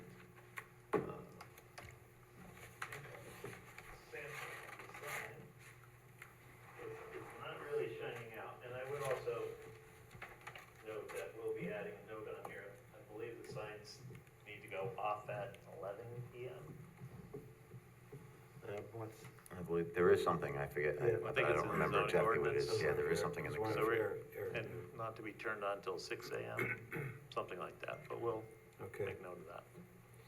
Yeah, just, we're trying to avoid things that are too bright. And Understood.